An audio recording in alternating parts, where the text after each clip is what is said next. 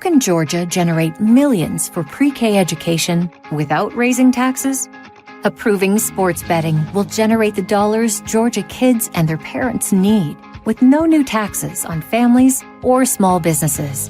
Pre-K education clears the pathway to the American dream, and Georgia has a golden opportunity to help kids without raising taxes.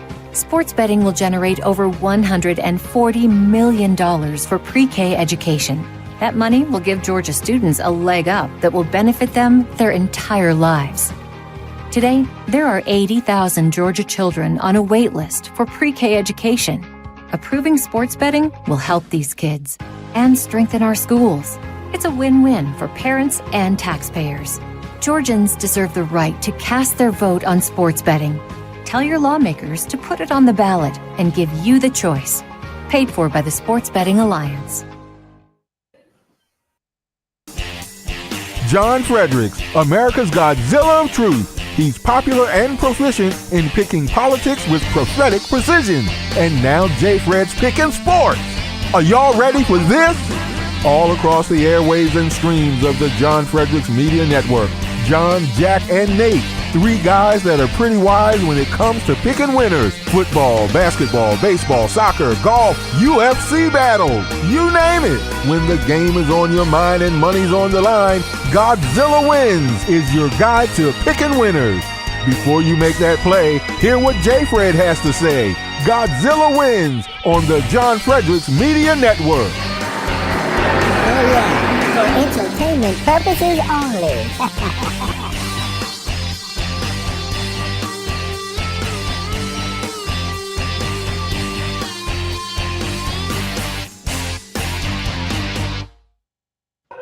Good morning and welcome to the Godzilla Wins Saturday Picks Show. I'm your host, Jack Fredericks, alongside my father, the Godzilla of Truth, the Oracle of the Deplorables, John Fredericks, senior editor and contributor to GodzillaWins.com, Nate Perry.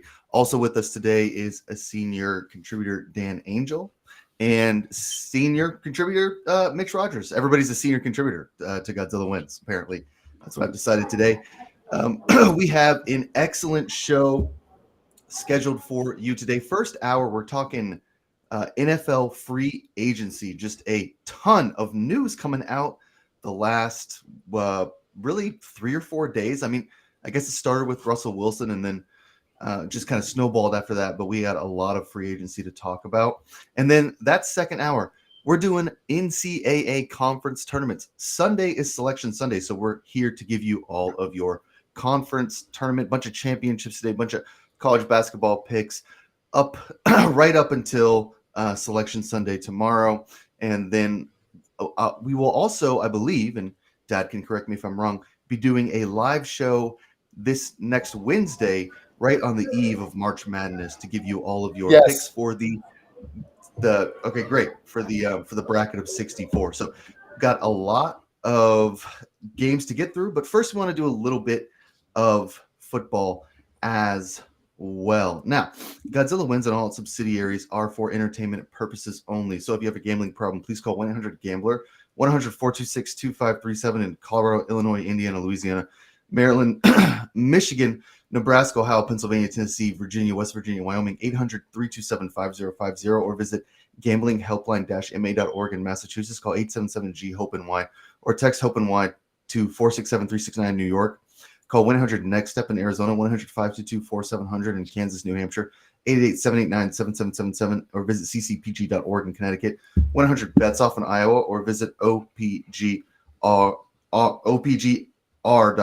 in Oregon. Now, another thing I got to tell you guys is our new sponsor, Royal Canal Fitness. If you are ready to get ripped and stay ripped like me, and like Mitch, I think, a little bit like Nate, Nate's in the gym all the time, and the rock climbing gym. I don't know what, Mitch, I don't know what a rock climbing gym is. But I hear that they're, good for your, just your exoskeletal system. So that's what Nate does. He climbs walls. I'm more of just a weightlifter, but okay, that's fine. I am addicted to those videos of weightlifters versus rock climbers and seeing rock climbers just outlift them all the time. It's so much fun. Yeah, I haven't seen any of those videos. I can't speak to their efficacy, but I'm sure that they exist, and I'm sure that they're really wonderful. And I'm sure that rock climbers actually can probably lift more than weightlifters who can be a bit reliant on some of the stimulants that maybe we don't want to talk about. However, one product that I need everybody to get in right now is Royal Canal Fitness. To get ripped and stay ripped at any age, you need to prevent buildup of body fat. A lot of folks work out hard in the gym and outdoors and still have some jiggle they can't shake. The fact is that everybody has a different natural ability to burn fat as energy. Genetics, stress, hormones, past diet, lifestyle, age, there are many factors that can hold you back. Royal Canal's RC Furnace is now available to level the fat burning playing field. Take it with water 30 minutes before your workout and get the furnace fired up for burning more fat while you sweat. Formulated in the USA from high quality ingredients, RC Furnace is the fat burning fitness supplement. Burn fat to fuel your workouts. No needles, no pharmaceuticals. Get in the best shape of your life with Royal Canal's RC Furnace. Available at royalcanal.fit. Go there now. That's royalcanal.fit. Go there now. Use the promo code Godzilla Wins. So not just Godzilla, but Godzilla Wins. And get 50% off your first bottle. 50% off your first bottle. Slashing prices there. And 3 for the price of 2 after that. That's incredible. That's a 30% savings every time you order from Royal Canal Fitness with free shipping on all orders. That's just, I mean, what an incredible deal. We want to thank Royal Canal for partnering with us. We're happy to have them excited for the partnership. And hopefully it is a long and fruitful one. Okay, we are here. Is this going to get rid of my body fat? No, but well, yes. No. Yes, I do push-ups. Yeah. Royal Canal has a lot of work to do with you. For everyone else, I think maybe a couple rounds you might shave off a little bit. For you, it's just going to take a little bit more time because of all the Waffle House you consumed in circa 2018. So we'll see. But yeah, hey, Dad, you should. I hope you're on it. I'm going to check it out. What we want to talk about this first hour, and the way I did this, I just thought, okay, there's a lot going on in college basketball. We could have probably done, 90 minutes of just picks, but the NFL free agency is just going crazy. I mean, this is more active than I've seen the NFL free agency in the past. So I wanted to just take an hour, get everybody's thoughts on free agency and what's going on. So. And the biggest news, I think, and we teased this a little bit, but it hadn't come through yesterday or last week, was the Russell Wilson stuff with the Pittsburgh Steelers. So Wilson signs a big deal with Pittsburgh. Then I think Kenny Pickett was traded. I believe he was traded to the Eagles or something. I think that just broke. But Mitch, we'll start with you. Then we'll go to Dad. 2 Pittsburgh Steelers natives here. So we got a fan and I guess not a fan, but Dad, you're more of I guess you're in the area, so you're kind of there. Well, Mitch, look at our network. The network you're on right now is the national NFL affiliate of Pittsburgh Steelers. Plus, I live in Pittsburgh, so I am an observer of Steelers Nation. Observer, there we go.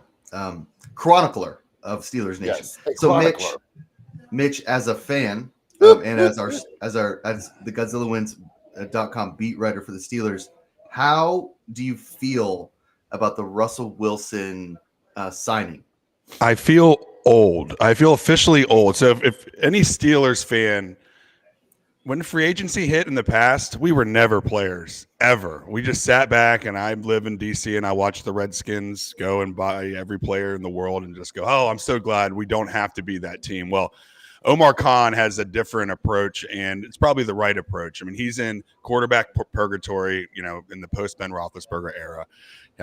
They had Kenny Pickett and Mason Rudolph. They obviously evaluated those 2 guys as not being anyone that can go and take you to the promised land in a league that has Patrick Mahomes and so forth. And then when you go and look at this team, you get Arthur Smith. It's a run-first team. You have 2,000-yard running backs. All of a sudden, you look at this team, you go, holy crap, every team in the NFL has holes. We're not that far away. We have a good defense. We have the ability with a quarterback to actually make a run. And I think that's what they evaluated. And then because of the Broncos, the worst trade in NFL history, you're getting a Super Bowl quarterback. Now he's probably washed a little bit. Of course he is. But you're getting him for $1.21 million. So at 5:40 in the morning on Monday morning, all of a sudden I'm waking up to text messages that the Steelers got Russell Wilson, and it was pretty amazing. Gary Dulac from the Pittsburgh Post-Gazette, he broke the story that he was in town and he was there for 4 or 5 hours. Apparently, that was all true. I like Jerry Dulac. He screws up a lot, so I'm glad he got one right. But it's amazing. And I know I wrote an article about hope when like Mason Rudolph came in last year, but that was kind of just tongue in cheek because I'm a homer. Now there's actually hope. I mean, you have an 8-time Pro Bowler, a Super Bowl winner, a quarterback that's only going to be asked to do what he did when he was successful: run the ball, rely on your defense, play action passing. So I think it's a recipe that could probably work. But there's a new sheriff in town. I mean, the people that were talking the most in that locker room are gone. Deontay Johnson traded. Kenny Pickett, there were rumors that he was upset in that Seattle game and they didn't dress him. And there were rumors that he was upset after this happened, which is understandable. But I think they truly evaluated him. And that's a gut punch to take your first round pick and say, nope, it's not going to work. But it's a new GM. It wasn't his pick. So they said, sorry, Colbert, your last great pick is not great. And they moved Kenny Pickett off. So now they have a quarterback room that's worth less than $6 million combined. Mitch Trubisky signed for more than their total quarterback room right now to back up in Buffalo. So that gives them the ability to go and build this team. And I think what they did with Pickett to get that extra pick, they're going to make another splash. And I think it's receiver or even Fields, which is weird, but they have room to make, they have cap space and they have picks. So it's a weird era in Pittsburgh. It's not the norm for them, but you know what? They're in that quarterback hell and they're going to try to fix it quick. Dad, you've been critical, I guess, of Russell Wilson in the past. Although I don't know if it's Russell Wilson or Sean Payton or just the Denver Broncos. You just don't seem to like anything going on in the Mile High City. Is this the right move for Pittsburgh at the right time? I mean, I think we can all agree they needed a quarterback if they were going to go from 7-9 or 9-7 or whatever to maybe 10 or 11 wins. But Russell Wilson has not shown us much in maybe 4 or 5 years, but it definitely seems to be an improvement from Pickett or Rudolph. Was this the right move for Pittsburgh at this time? No, I think it's going to end up being a disaster like it was in Denver. And look, if you're a Steelers fan, you got to have hope. So, you can throw that out there. But, I've got a saying that I really believe in. Tom Brady made Bill Belichick and Pete Carroll made Russell Wilson. And so maybe if you hired Pete Carroll as your quarterback's coach, maybe you have a shot. But I just don't see this guy. I mean, his play, sit there and say, oh, well, Pittsburgh's got a defense and running back. Well, that's what Denver had. They had a defense and they had a run game, and the guy was pathetic. I mean, he runs around back there. I mean, he was absolutely clueless. I mean, that was a good Denver team. It was not like he was playing for Charlotte. That was a decent team. And I mean, he couldn't get him on the board. So this guy's done. I don't know what his problem is, but look, I mean, the Steelers are desperate. This was a desperation move. They have nobody at quarterback, so they have to try something. You got to get the fan base fired up. And, $1.2 million doesn't matter if you're no good. So it's like, regardless to me what they're paying the guy, I'm going to make a prediction now. He's not going to get through 7 or 8 games, and they're going to bench him. And that's going to be the end of that. The other thing you guys did is, you traded both your quarterbacks away. So that whole era is over, right? You traded Trubisky to Philadelphia. He's gone. Mason Rudolph just went to Tennessee. My team got my shirt on as their backup, and which means that's the end of Willis or whatever his name is. That's the end of him. He's going to get cut or end up on the practice squad. So they've had it with him. But you're putting all your eggs in this basket. I like the move of getting Fields from Chicago. I mean, I think you guys got a better shot with him than some old washed-up quarterback that's had 2 dreadful seasons. All of a sudden he ships into Pittsburgh and like magic flows through his body, like there's some kind of Frankenstein re-up here. I just don't see it. I think it's a terrible move, and it's not the $1.2 million. It's just the guy sucks, and so you got a quarterback you're going to have that has had 2 dreadful seasons. I mean, I think you would have been so much better over the Justin Fields or anybody else. I mean, even Kirk Cousins is better than this guy, but we'll see what happens. To me, any chance the Steelers have of getting to the next level is gone as long as this guy's under center. Nate, I'm not sure I agree with my dad's analysis here in full. I mean, Russell Wilson has some idiosyncratic personality traits that are sucks. kind of interesting. And he needs support, and he needs support from the organization to succeed, I think. Yeah, I don't think he sucks. There's a lot of quarterbacks who suck. Like Kenny Pickett sucks. So like you're going from Kenny Pickett, who was not good, to Russell Wilson, who used to be good, won a Super Bowl, can be great, with a new offensive coordinator who struggled in Atlanta, but is as an offensive coordinator, I think is going to be fine. He's a run first guy, which could help Wilson as well. Making sure that he is supported, he's protected, that they have a pretty balanced run option. I mean, to me, Nate, I think I kind of like this move for Pittsburgh, especially because the options just aren't that good anymore. I mean, there just aren't a lot of good quarterbacks. You might as well take a shot on some guy who might be washed, but I'm not sure he's totally done. See, if you're listening right now, here's the problem. Okay, all right.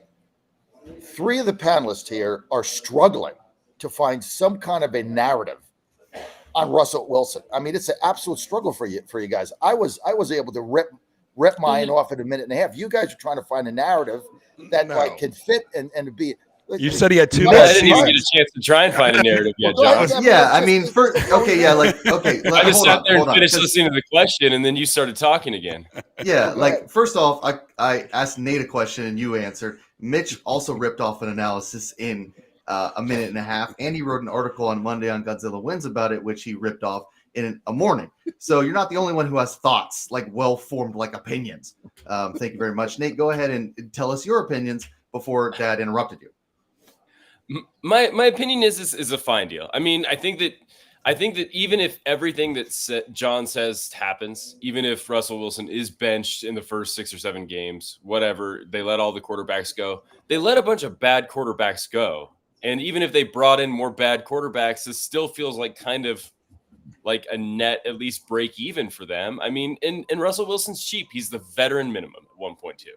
Like there is no downside here. I think Mitch is right to be optimistic. There's just so even if they have to start over next year, they have basically no money sunk into quarterback position. They can go out and get a free agent the following season if they need to. They're not locked into anything. It makes a lot of sense. It gives them a lot of flexibility. And if Russell Wilson just needed a change of scenery because he never really seemed comfortable in Denver, then maybe, they get a couple years out of it, and that would be great for them too.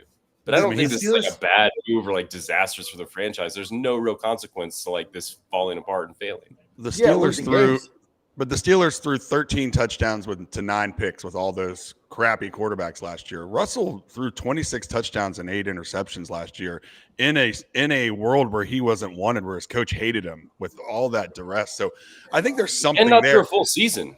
Yeah, exactly. He got benched. So, I mean, I think there is there's optimism because I think when Russell went to Denver, he wanted to show the world that he could do it on his own. And that's just not the way he cooks, right? So he has to have support. He needs to run the ball first, and he's been humbled. So it's not going to be the same Russ. He knows that he's virtually a backup, and we're giving him a chance. So let's see if he can make something from this opportunity. The Steelers went to the playoffs with a broken Ben Roethlisberger a couple of years ago. There's no reason that they can't make a run with Russell Wilson. I actually think that he had a pretty good season last year. His coach just didn't like him. It's not really his fault. Hackett was a nonsense coach, and then Peyton came in and decided he didn't want Wilson as his quarterback and made his life really hard. I actually think that this is a really good deal. Now, let's go from the veteran minimum, Russell Wilson, to the veteran maximum, I feel like, in Kirk Cousins. I love 4 this years, guy. $180 million. This man continues to make so much money on the free agent market for being a mediocre quarterback who doesn't win in the playoffs, who's never really won anything, who doesn't seem like that big of a leader, who was kind of a fraud in Minnesota. And yet he just cashes checks constantly. His contracts are incredible. He is the greatest agent who's ever lived. So now he's down in Atlanta, the Falcons, my team. He said in a press conference the reason he went to Atlanta was because his father-in-law is a huge Atlanta fan, Oh, and jeez. he was praying all the time about the Falcons and the Braves and stuff like that, which also prompted some tampering issues that were like some allegations that were brought up with the Falcons. I doubt that'll come to anything, but this is for the Falcons. And Nate, I want to start with you because you follow the Falcons. I think last year you followed them pretty closely because you had a future on them. So we'll start with you. The Falcons have a lot of offensive weapons, and they had a pretty solid defense last year. The only thing they were missing was a quarterback, and they're in like the worst division in the history of football. So, like for the Falcons, is this a good deal? Does it make sense? Is Kirk Cousins going to win a playoff game, or is this just going to be sort of mediocre football, just like we saw in Minnesota? I don't think this will be mediocre football. I mean, we've seen Kirk Cousins be pretty decent. We've seen him be pretty not decent at times in his career, and then we've seen him be pretty good. And he was pretty good last season before his injury. Like all of his stats were kind of like top 10-ish for a quarterback, which is pretty good. And I think that this is just sort of it feels like the final piece that Atlanta's been waiting for. They have a good receiver, they have a good tight end, they have good running back. They've just been waiting to be able to add a quarterback that can sort of facilitate all those playmakers. And this feels like the move. And they had money to burn because like most of their teams on rookie contracts. So this is when you spend for a free agent quarterback. And if Kirk's the best that they can do, then that's fine. I mean, I like it better than like trying to, do a trade to get Fields in retrospect. Like Kirk Cousins feels like a better, like more safe signing than trying to rehabilitate Justin Fields. It's certainly easier. Yeah, certainly easier. That's what I'm saying. Like there is the only rehab project with like Kirk Cousins is like his actual body because he tore his Achilles. But he's a fine quarterback. In Atlanta, this year was more rumbling from the press about Arthur Blank's ownership and how maybe he hasn't been the greatest owner and hasn't really done much for the team since maybe Michael Vick than in the past. There's a lot of unhappy people in Atlanta who really don't like the direction the team is going in, and they went out and got like the quarterback on the market right now. Dad, do you feel like this was the right move, or is this just nonsense? Well, first of all, I'm going to start by showing you this signed Earl Campbell. Oh, I'm glad you opened that.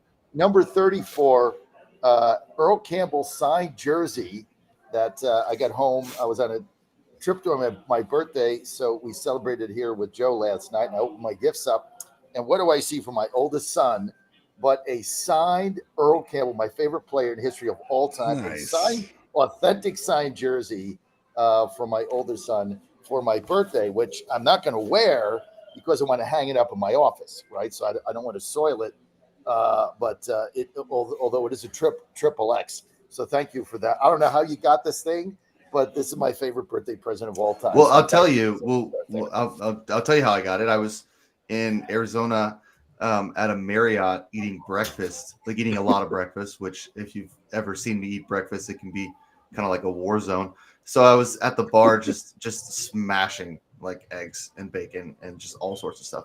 And after I paid for this like exorbitant breakfast at the stupid hotel, I was walking to the bathroom and I walked past just a wall of silent auction signed jerseys. There were like a ton of them. Jason Witten, Earl Campbell, whole bunch of people. And I was like, I've never done a silent auction, but I don't think, like, I doubt people at the Marriott are like doing this. So I figured, okay, well, let me just auction for the Earl Campbell thing. And if I get it, I'll send it to Dad for his birthday because I have no interest in any of this stuff. But you like memorabilia, so I was glad to have one, and they sent it to you real quick. So yeah, because if you look at it here, you it's actually sied by Earl Campbell. It's just as a jersey. It's this authentic. Yeah, it better be because otherwise I'm way way overpaid. The So first thing I did last night was I went online. I went online and checked the signature, and this is signed in a magic marker. You can a Sharpie. You see it's faded, and I went and checked the signature, and that is it. So This is an authentic signed jersey, son. And thank you. Great birthday present. And thank you so much. And because we're here in Morgantown, we had a big win last night for the Mountaineers. We get into that later. Kirk Cousins. Okay, I have a very different perspective here than I had on Russell Wilson.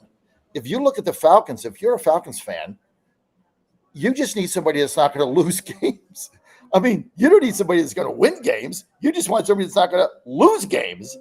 And Ridley, who was not an NFL quarterback from Cincinnati, lost you, 3 or 4 games. I mean, if you have Russell Wilson last year and everything's the same, you make the playoffs, you win the division, and maybe you steal a game at home. So I think this is a great move for Atlanta. Is he overpaid? Who knows? Who cares? I have no earthly idea if he's overpaid or not. They have to deal with their own salary cap, just like the Titans do. But I think it's a tremendous upgrade. If you look at that Atlanta team, they needed a quarterback, and they needed somebody not to lose games. Cousins doesn't lose games. He might not win the game in the fourth quarter, but he's not going to throw picks the way Ridley did. I mean, that guy Ridley, he lost you guys at least 3 games. Ritter. That makes you winners. Yeah. So you win the division, get a playoff game. So I think for Atlanta, it's the final piece with their coach who's defensive minded. I think they're now a playoff contender with him, and have a shot. They're going to win the division, get a home game, and maybe win a game. So I think for Atlanta, it's a great move. Yeah, Mitch. I mean, we'll bring you in here because Dad's right. Like, Ritter lost the Falcons tons of games. He was horrible. I mean, he was a rookie, basically, but he also sucked. Like, I mean, you could be a rookie and still not fumble the ball every time you get hit or throw like egregious interceptions constantly. So, like, does this? I guess the question here is, like, does this make Atlanta a playoff contender, so a team that can go deep in the playoffs? They do have a good core. Yeah, I mean, I think it does. And as far as Kirk Cousins, you got to love it. I mean, he set this quarterback market in 15 and 16 when they franchised him twice. He gets his second contract since he set the new quarterback market. NFL's a cruel beast too. I mean, you've had Mike Zimmer as your coach being conservative in those playoff games too. So I know he only has 1 playoff win, but his coach sucked too. Like, while he was like, he would lead them to the playoffs and they would just get conservative. So I don't put much credence into him only having 1 playoff win. He does have 100 QBR rating since he took over a starter in 2015 on average. He is a good quarterback. And in the regular season, he's going to get it done. And I agree with John. I mean, this is what the Falcons need. And I do believe that this move makes them a legit contender, especially in the wide open NFC. And when you have that quarterback in this world right now, the top 32 quarterbacks in the world aren't very good. There's only maybe 10 good ones, and he's in that class. And I think if he gets another shot in the playoffs, he could show people something because he is a good quarterback. You just got to let him throw and open him up. But he's definitely good in the regular season, and he's committed. You know that. He'll rehab from this injury. He'll give 110% to your franchise. You can't ever question that. So he's going to give you everything you want, and he's going to get you 10 or 11 wins. So I do think this immediately puts Atlanta in the mix. Yeah, I think you're probably right. They have a great receiving core. They have good running backs, new coach who everybody's excited about, and a solid defense. So they should be fine. Dad, before we get to some of the other more minor news, in my opinion, that has been happening in the free agent market, tell us a little bit about how you get so much. You look so fresh in the morning. How does that even happen? I mean, it's incredible. Between the 4 of us, I mean, you're the most fresh. How does that happen? Because I jump out of bed, I'm fresh as a daisy. I mean, I got 7 hours of sleep last night, which for me is like, wow, it's like the weekend. I went to bed a little bit early after the game. But I take REM sleep at night. So does Joe. So does Ann. So do you. So does Claire. My whole family takes it. Half the baseball team here in West Virginia takes it. And this is the best thing. This is a life changer. I mean, I'd say if you don't take this right now, just go to healthycell.com, promo code Godzilla. You're going to get 20% off your first order. You take this 15 minutes before you go to bed, like I did last night. 15 minutes, down it, tear it off, down it. I got them right here in my bag in case I run out, right? I got them here. And 15 minutes, you're asleep, but you're in that deep sleep. And what the deep sleep does is that's where you get all the regenerative juices going. You dream a lot. but you're going to jump out of bed in the morning because you're not tossing and turning and you're not waking up 19 times. It's going to put you in that deep sleep, and it's all natural, which is the thing I like. And it also tastes fine. So it's not like, look, I got to take this. So look, if you want to jump out of bed every day and look fresh as a daisy like me, 6 days a week when I get up early, I'm getting up at 3:45 every day. How do you do it? If I get 5, 6, 7 hours of sleep, man, it's got to be solid. And that's the key to the. Joe went to bed last night. He said, "Hey, I need 10 and a half hours tonight. I'm probably going to come in tomorrow, so I need 10 and a half hours." I said, "Hey, do you have your REM sleep?" He's like, "Hell yeah!" So he's gonna down that and go. All you got to do is go to healthycell.com, promo code Godzilla, get 20% off your first order. You can thank me later. And it's not like, oh, it'll take 2 weeks to work. No, it'll take 15 minutes, and then you're good to go. Best thing you could ever do for yourself, your body, and your health. Yeah, you're right.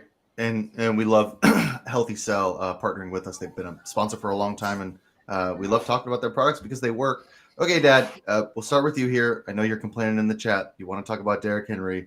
I think that this is stupid. I don't care where an old running back goes to play football, but tell me why this is important to Titans fans, the Derrick Henry signing with Baltimore.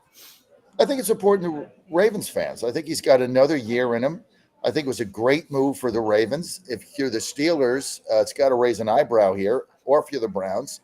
I think he's got another solid year left in him. It was a right move for Tennessee. It was a right move for the Titans. I mean, I'm sad to see him go. We love Derrick Henry. He was such an inspiring guy, so great in the locker room. Everything about him. It's tough to see him go, but it's a great opportunity for him. We're in kind of a rebuild. Offense is changing a little bit. I think he's going to be a great addition to the Ravens, and I think it really, really makes them a better team. Maybe it's the one thing that Lamar needed. Maybe it was that locker room presence he has. There's just a lot of ingredients here for the Ravens that they all point to good things. So, I think it just makes them a better team. And we're sad to see him go. But look, the Titans have to change. I mean, we lost 13 out of the last 19 games. You can't go down the same path. You're going to end up in the same place. Very simple. You got to make the changes. I like Pollard coming in. He's a little bit younger from Dallas.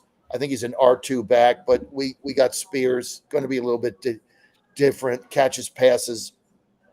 And I think Calvin Ridley was really the big move they made this for the Titans to get another receiver to hook up with D-Hop. So we'll see what happens. All of this says to me they believe in Will Levis as their new quarterback. We signed Rudolph to get rid of Malik Willis. He's not an NFL quarterback. Maybe he can return punts or something and not fumble the ball. It's kind of the way I look at it. It's not like the Astros where if somebody leaves except for George Springer, like I hate them because I hate everybody except my team, except for Springer because he stutters. So he gets a pass. But, I love Derrick Henry and I wish him well. And I think he's really going to be an asset to the Ravens. Mitch, you're a beat writer for a team that has to play the Ravens twice a year. No love lost there. Does this make you worried? I mean, the Ravens are already good. I think I think it does. I think it bolsters them. If you've seen the Ravens, I mean, about 2 seasons ago when they lost 3 of their top running backs, they still would lead the league in rushing. I mean, I know that, and that's because Lamar Jackson opens a lot up. But I mean, the Ravens have been a sieve in free agency. They've lost a ton of people, and they needed kind of some stability here. And the Steelers signed Patrick Queen. I think that's kind of just for the Ravens running attack. We needed that inside linebacker. But no, I think Derrick Henry, if you watch Derrick Henry at the end of the year when Tennessee won like 3 of the last 5 or 3, they went on that little stretch in November and October. That was the catalyst was Henry when Will was trying to really get his feet. So I saw some spurts where he looked good. And in that offense where you have the best running minds in the game, I hate to say it, but they do.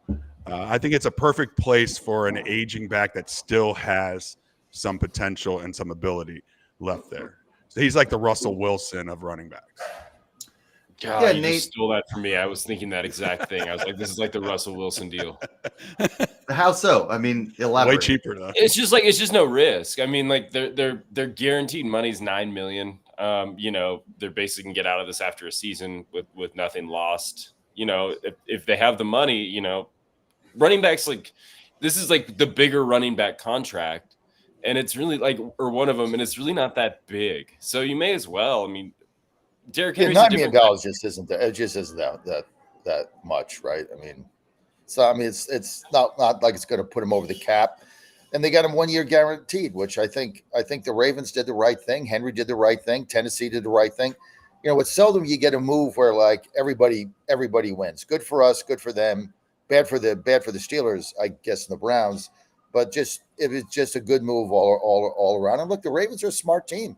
I mean, but look, you guys got, what was his name? Queenery or McQueen? Patrick Queen. That guy's good, man. To me, that was your best signing. I mean, that guy, I wish we had him. Well, I think like Nate says, I mean, low risk for Baltimore for sure. It's a contract that you can stomach and you can move on after a year. He's an injury prone running back more so than the others. The worst case scenario is Lamar gets hurt and Derrick Henry gets hurt. But they've had, I mean, J.K. Dobbins has been hurt every year. So the fact that he might get hurt shouldn't really factor in too much of that decision. It's a good decision for Tennessee. They need to basically strip the whole thing down to the studs and start over. Signing Derrick Henry would have been like massively stupid, and everybody in Tennessee knew that. So they let him go, and he signed a pretty kind of sweetheart deal for Baltimore. Now, I mean, to me, and we'll talk about Saquon, but I just hate talking about running backs. This is so stupid. Like Isaiah Pacheco won the Super Bowl, and he runs like a toad. Like it just doesn't matter anymore. You have to have a quarterback. That's how you win Super Bowls. It doesn't matter what your running back is like. So this is just a frustrating segment in general for me because, like, who cares who your running back is? It just doesn't matter anymore. But Mitch, we'll talk about. Let's go to Nate here because you're a Cowboys I don't guy. agree with that, but go ahead. I know that's been your. Yeah, view of course for you some don't time, agree but because you got to run the football. No, you don't have to run the football. That's the thing. Like, you don't have to. You have to. Well, pass you don't the need football. elite talent to run the football. Yeah, like you can just run it with like someone random. It doesn't matter, especially if you have a good quarterback. If your quarterback sucks, then yeah, you have to have a good running back because you have to move the ball at some point. But it just doesn't matter. So Saquon Barkley goes to the Eagles. Nate, I mean, is this like a cause for concern for Cowboys fans or Commanders fans or not? I mean, Saquon's a little bit younger. He is effective, but the Eagles are kind of a mess right now. I don't know. The Eagles are just like, they just seem like they're just all in, which is cool, I guess. But this seems like misappropriating some money that could have been spent elsewhere to upgrade the Eagles. I mean, 26 million is a lot to guarantee to Saquon at his age, like with his sort of very average productivity level. I have a hard time seeing it like being like working out. I mean, like Saquon at how old is he, 27? Like he's just gonna like emerge as a star again in Philly. Like I just don't see it. That's not how that's not really how running backs work. They sort of start. He had a bad season. I mean, he had 2 seasons ago. He was a whole Giants offense, and then they screwed around signing the guy. Yeah, 2 seasons ago, he was a whole offense. No, that's not true. Season, Daniel, you guys are throwing him in the garbage. Daniel Jones was a key part of that offense. Now, Daniel Jones sucks too, but are you kidding me? He had a year where he was relatively effective and didn't turn the ball over a ton. Because Shaquan Barkley did for him what Derrick Henry did for Tannehill, right? Soon as Henry went down, nobody wants Tannehill, right? Nobody signed the guy. I mean, Daniel Jones sucks too. But that's what made that one season. That guy had a great season, and now he goes to the Eagles. I think the Eagles stole the guy. I think that was all the moves that were made. Best one, Eagles getting Barkley, in my judgment. Wow. best move. How did they Whole steal season. him? Really hot take. with the I with think the I think it revitalizes that team. This guy is one of the best running backs out there, and he's not that old. He's still young, and so that's why they signed him for 3. And I think, and what did Dallas do? I mean, if you're a Cowboys fan, you Okay, just sit stop. there. No, you're jumping the ship here. I got a segment on Okay, that. Don't. sorry. when, Yeah, All right. don't. but with the way the salary cap is in the NFL, and when you're really trying to get value, I mean, when all the money's going to tackles and wide receivers and defensive ends, you really have to get value in your running back and your quarterback position. And there are outliers, like Christian McCaffrey's worth every penny. I mean, they almost won a Super Bowl doing the opposite, with the running back being better than the quarterback, but they didn't. It didn't work. And you're right. Pacheco was the guy on a rookie contract that got it. It does suck. But the fact is, the wins above replacement or whatever, the people the person that would come in for Saquon Barkley and will only have maybe a yard less rushing and a couple less touchdowns. That's the problem. The other guy is almost just as good as these star running backs. So they can't. It just doesn't make any sense paying them. And I mean, if you have it and you want to take a shot at it. Especially, and I think a lot of these teams, because of the increased salary cap, were able to go after these running backs a little bit harder than they would have and increase the market. But you're right; they're going to be sorry for it. You need money to pay other people. The bottom line is, and it's inflated to pay $20 million to Saquon. He's good, but he's not worth it. Yeah, and I mean, if you're gonna do it, I'd rather a team do that than waste a first-round draft pick on a running back. Like, to me, that's asinine to spend any draft capital on a running back. It doesn't work. Christian McCaffrey is an outlier because Shanahan's offense is designed to open up the passing lanes through some really creative run game. I mean, and he's Christian McCaffrey. I think he probably is the best running back in the league. So there's always one who's going to be the best. Saquon is a good running back for $20 million. It's not a good deal. It's not a steal.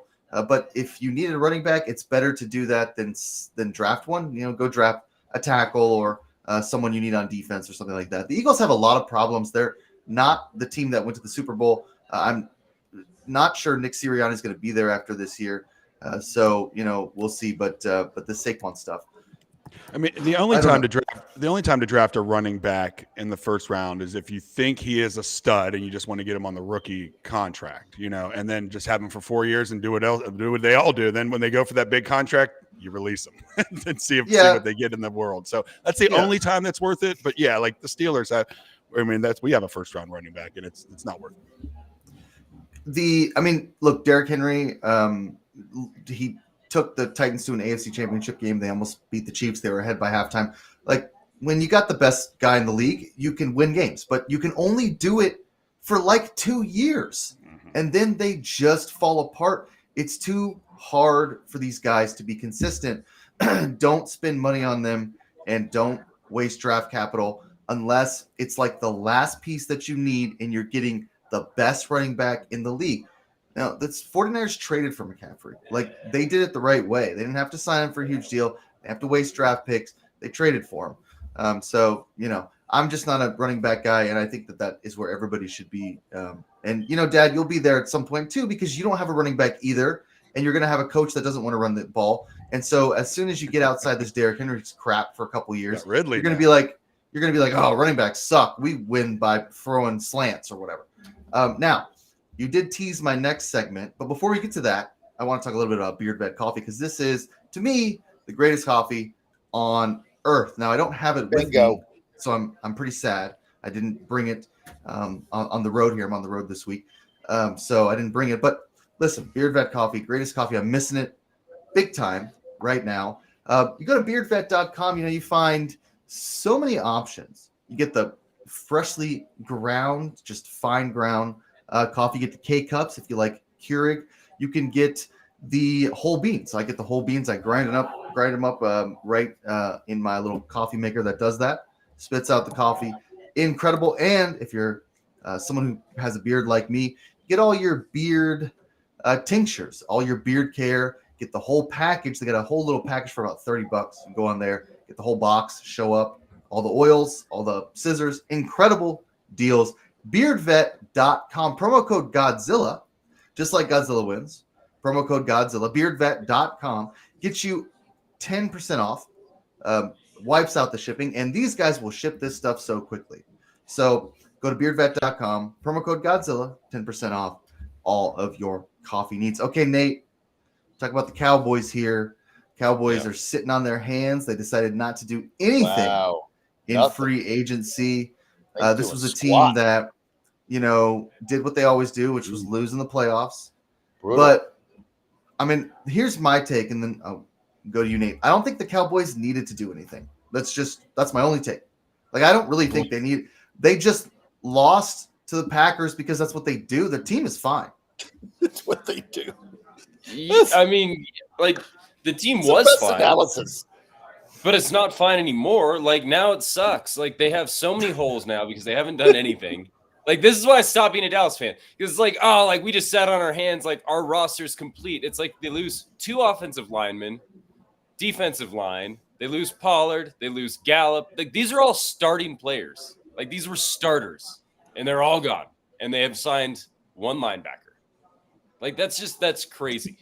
Like, I mean, I get it. Like, what was the deal? What was the deal with San Diego? Was going, not going? What was the deal with that guy, the Chargers guy? With Eric Kendricks.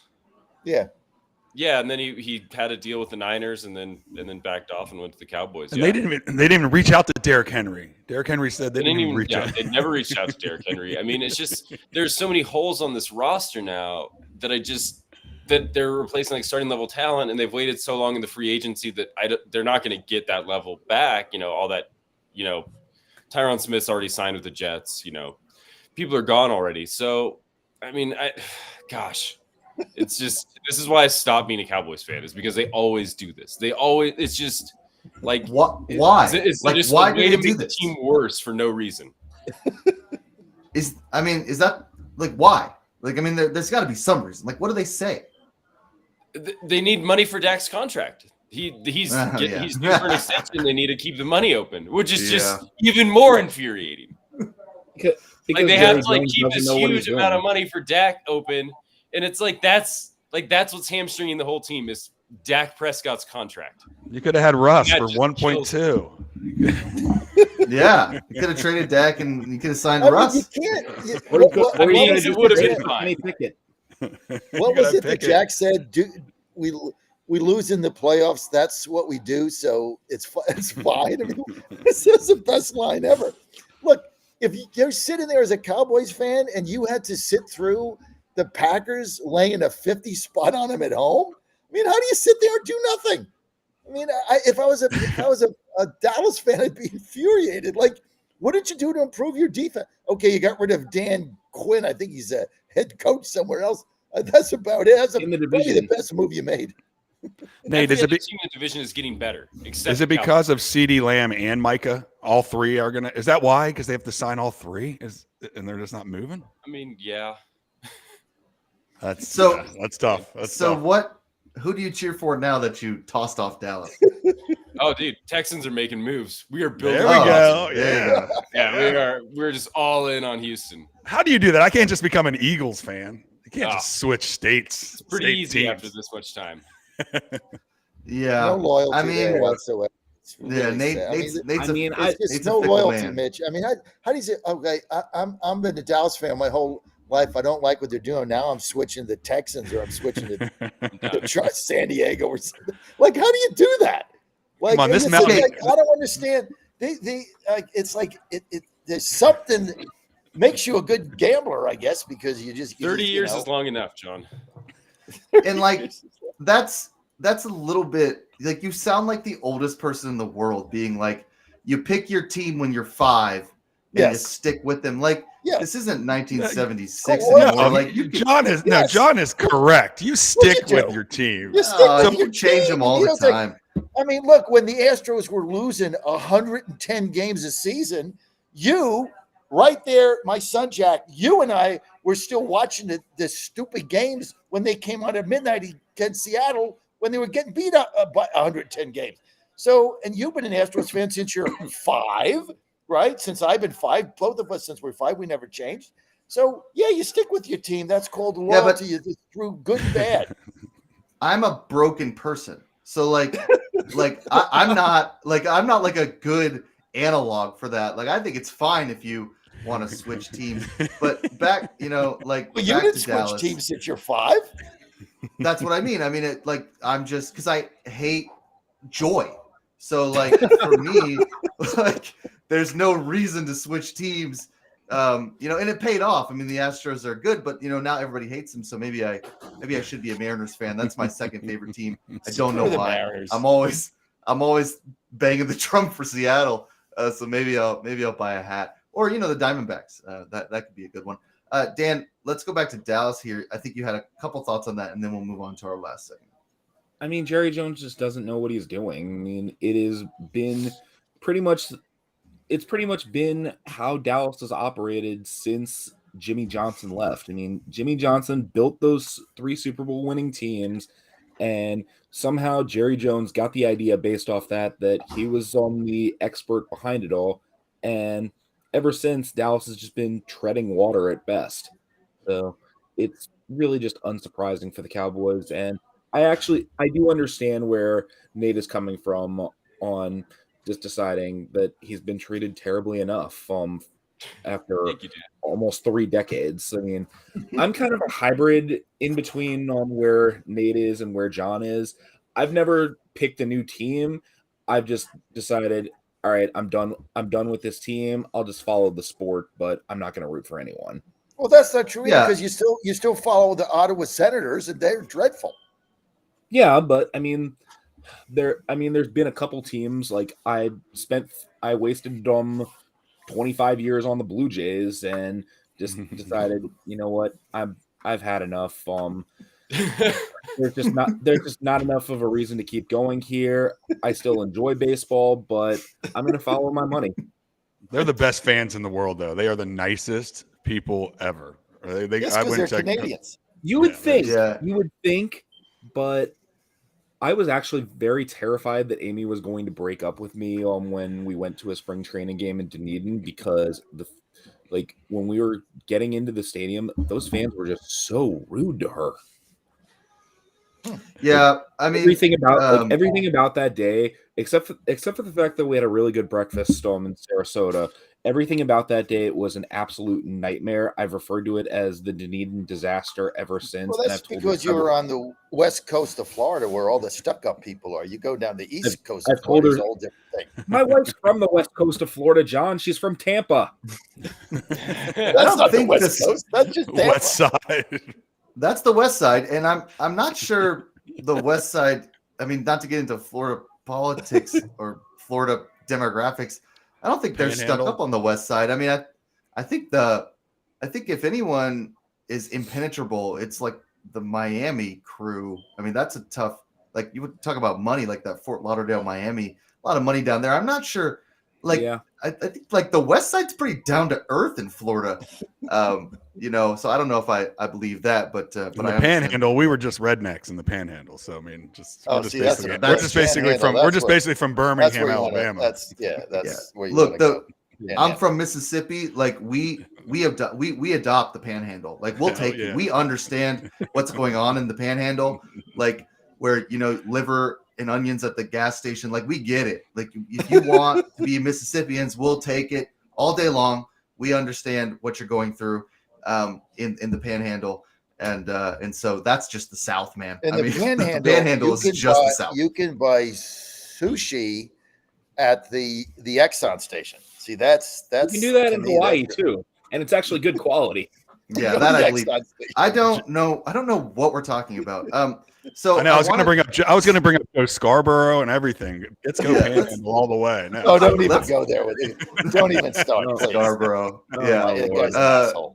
He's great. Okay, guys, so let's save the politics. The food talk is good. Let's save the politics for John's show. Yes, yeah, please. Monday morning. So 4 minutes. I want to talk about this Bears signing Keenan Allen, but mostly because I don't know what the Chargers are doing as an organization.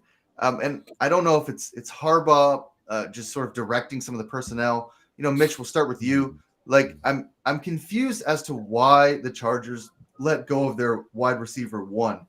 I don't understand this move. Yeah, and that it makes you think there must be something else to come, right? So you have Harbaugh there right now, so he probably has a game plan with with the new regime change. But yeah, I don't understand it right now. That's why it's making me think that there has to be something else falling in place, because you've lost Eckler. Commanders have him, so you've lost another star talent out there. So yeah, I think there has to be another piece in place, and that's probably through the draft or in this next week with some of the second and third tier free agents. Oh, I got Dad, the I answer. mean, I go got ahead. the answer. I knew you would. Easy. Harbaugh wants to change a culture of a losing, selfish team. And so he's getting rid of the players that he thinks were not the right fit in his locker room. That's what Harbaugh does. He builds a culture. That's what he's trying to do in San Diego. They have a losing culture, and he's trying to change it. You know what? They can lose games without those two guys. And I think that's what Harbaugh's plan is. Change the culture, change it now. Nate, I mean, I just don't understand this. Like, change the culture, fine, but Keenan Allen's good. So, like, what? I think that Keenan Allen's good, but I think that Keenan Allen's also expensive. And I think that they're looking at a draft class that has a ton of wide receivers, and they're thinking, we'll just draft some more.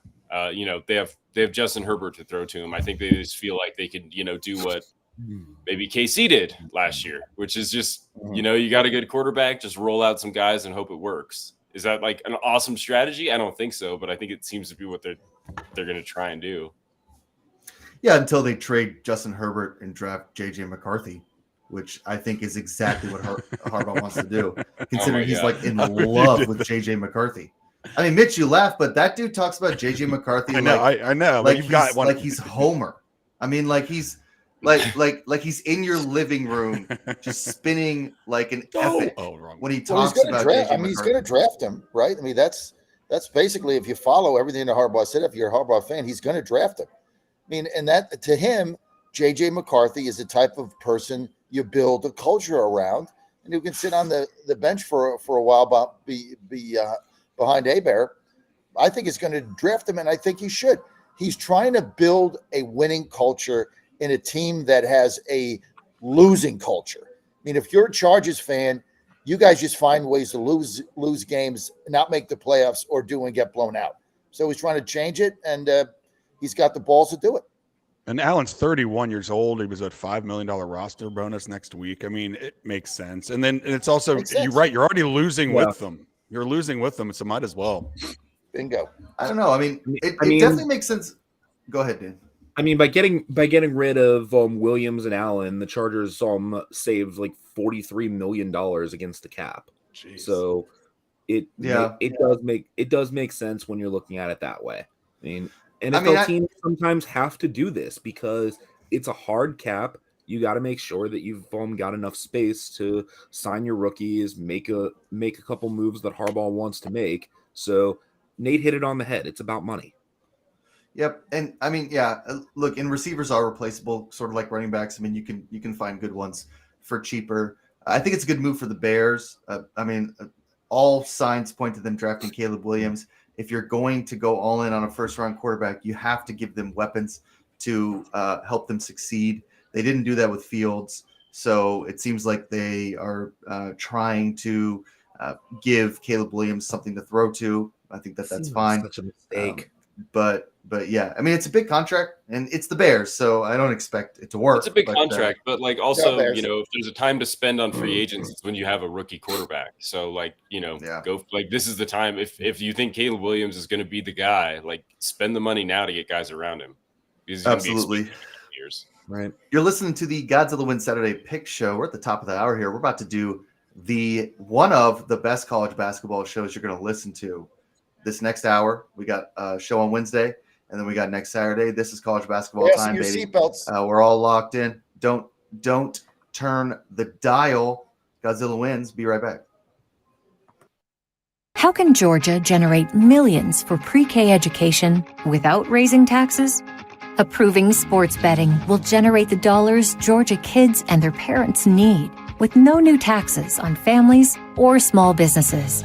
Pre-K education clears the pathway to the American dream, and Georgia has a golden opportunity to help kids without raising taxes. Sports betting will generate over $140 million for pre-K education. That money will give Georgia students a leg up that will benefit them their entire lives. Today, there are 80,000 Georgia children on a wait list for pre-K education. Approving sports betting will help these kids and strengthen our schools. It's a win-win for parents and taxpayers. Georgians deserve the right to cast their vote on sports betting. Tell your lawmakers to put it on the ballot and give you the choice. Paid for by the Sports Betting Alliance. You're listening to Godzilla Wins on the John Fredericks Media Network. For a deeper dive without the jive, visit the website of winners, GodzillaWins.com. Let's get back to the show with the guys in the know, John, Jack, and Nate. It's Godzilla Wins on the John Fredericks Media Network.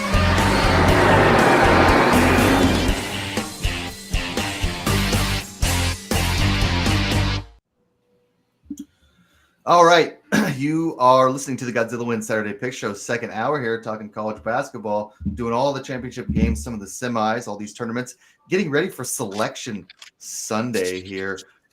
If you are someone who loves college basketball, I encourage you, do not skip Godzilla Wins in the next couple weeks. As soon as that Selection Sunday comes out, we're going to be pumping out games. We've got a whole strategy here.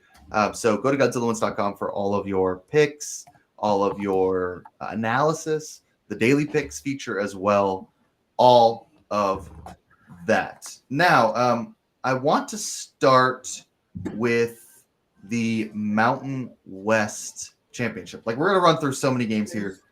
We got time, but we're going to run through a lot of games. So I want to start with the Mountain West. I put it on. We got a lot of championship games to talk about, but I put it on just because, like, the Mountain West is a tough conference. They made a lot of a splash last year. San Diego State, of course, really did. So New Mexico, Nate's favorite team, New Mexico, is in the championship here, playing number 21 ranked San Diego State. San Diego State's a 2-point favorite, over under 142.5. Nate, we'll start with you because this is kind of your conference and New Mexico's kind of your team. So tell me why you like New Mexico +2, because I know you do. Dude, I love New Mexico +2. Are you kidding me, guy? I'd take them -2. No. I like New Mexico. Just, gosh, they limped into the Mountain West tournament, and I really thought that they might just, lose in the first round to Air Force, and that would be the end of it. Something stupid would happen. But that's not been the case. New Mexico's looked really, really good. They looked like a team that, a month and a half ago was pretty much a lock for the tournament before some losses. So I like them here. San Diego State's long been sort of the king of the conference. But, New Mexico's playing great ball right now. The defenses looked excellent. They're managing to score with some of their guards. So I'll take New Mexico here, roll the dice, and keep going. Nate's rolling the dice. New Mexico +2. Dan, any faith in New Mexico, or you just want to take the safe pick, I guess, in San Diego State, considering what they did last year in March Madness? The safe pick here is probably the under, because both of these teams are defense-heavy squads. They're both top 25 in defensive efficiency. San Diego State ranks 9th in opposing field goal percentage. I think this is going to come down to the final possession. So I'm going to lean New Mexico just because they're the ones getting the points. And what the Lobos have to do here is force some turnovers. New Mexico thrives on steals and easy baskets. And if they can make that happen here, then they've got a really good chance. But I think this is going to be a great game. Mitch, you want to take the Lobos as well?